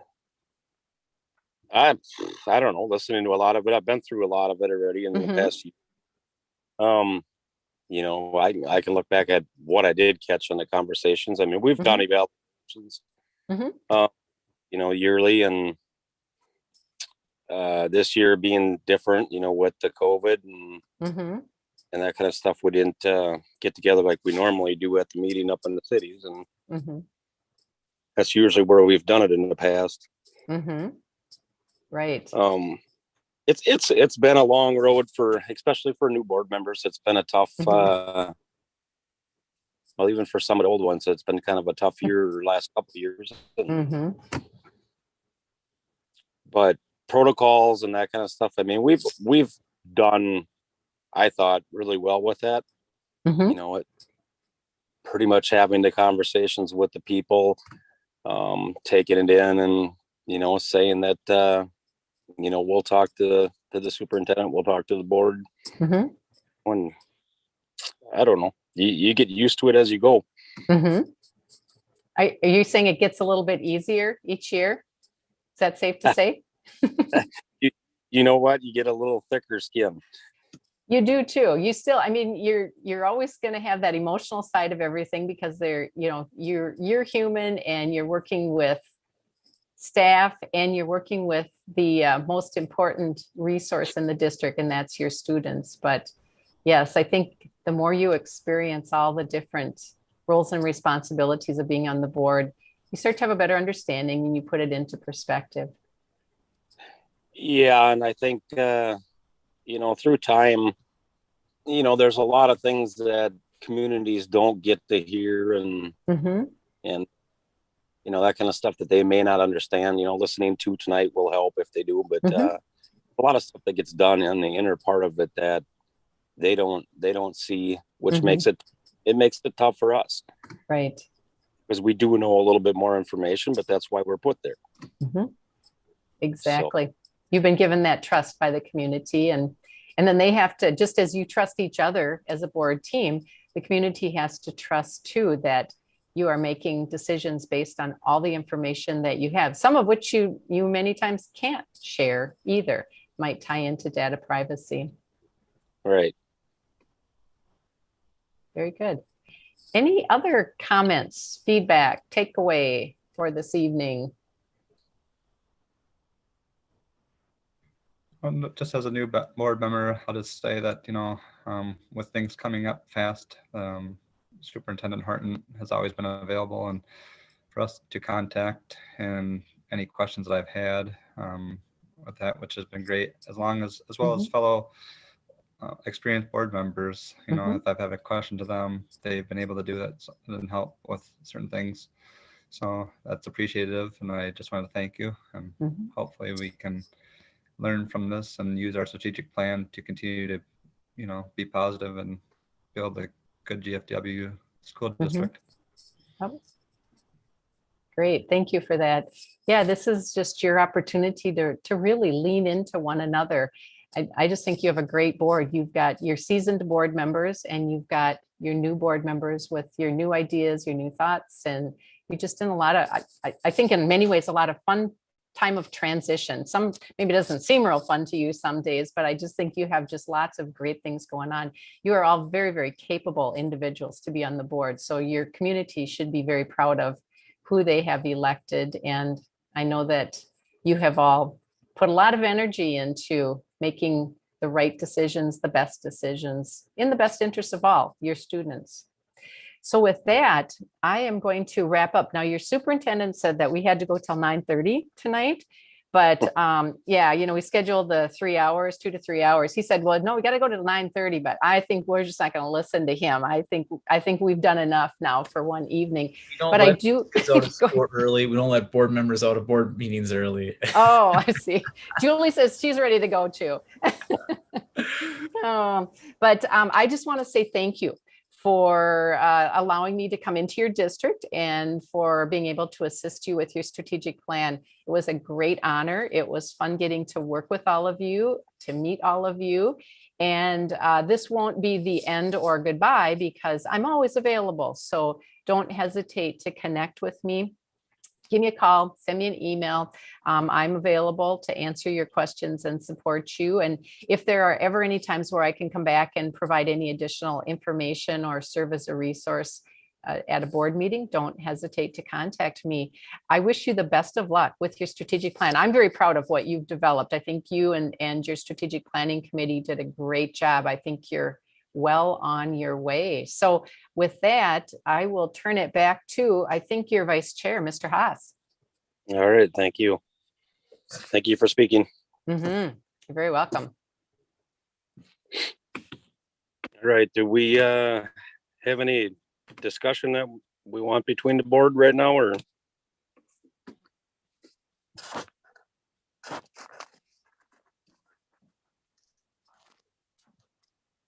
I'll make a Nope. motion to adjourn. I'll second. No, I think we still gotta go through, do we want to accept that the strategic plan? We have to make a motion for that first. I think that there was going to be a few edits made based on discussion tonight. So probably coming back April 19th, I believe, is what was kind of Okay, all right. regular meeting. So I think unless the board wants to do something tonight, that I think that's where we had taken it earlier. Okay, all right. I think we can Part put of on this. the 19th meeting. You know, table it for the next meeting. That's what I'm assuming. Yep. So, all right, well, that's tabled for the next meeting, then we'll take a motion to adjourn then. I'll make a motion to adjourn. I'll second. All right, well, then that's all in favor. Well, how about Marissa? So there we go. Yes. Lee. All right. Merkel. Yes. Oz. Yes. Schmidt.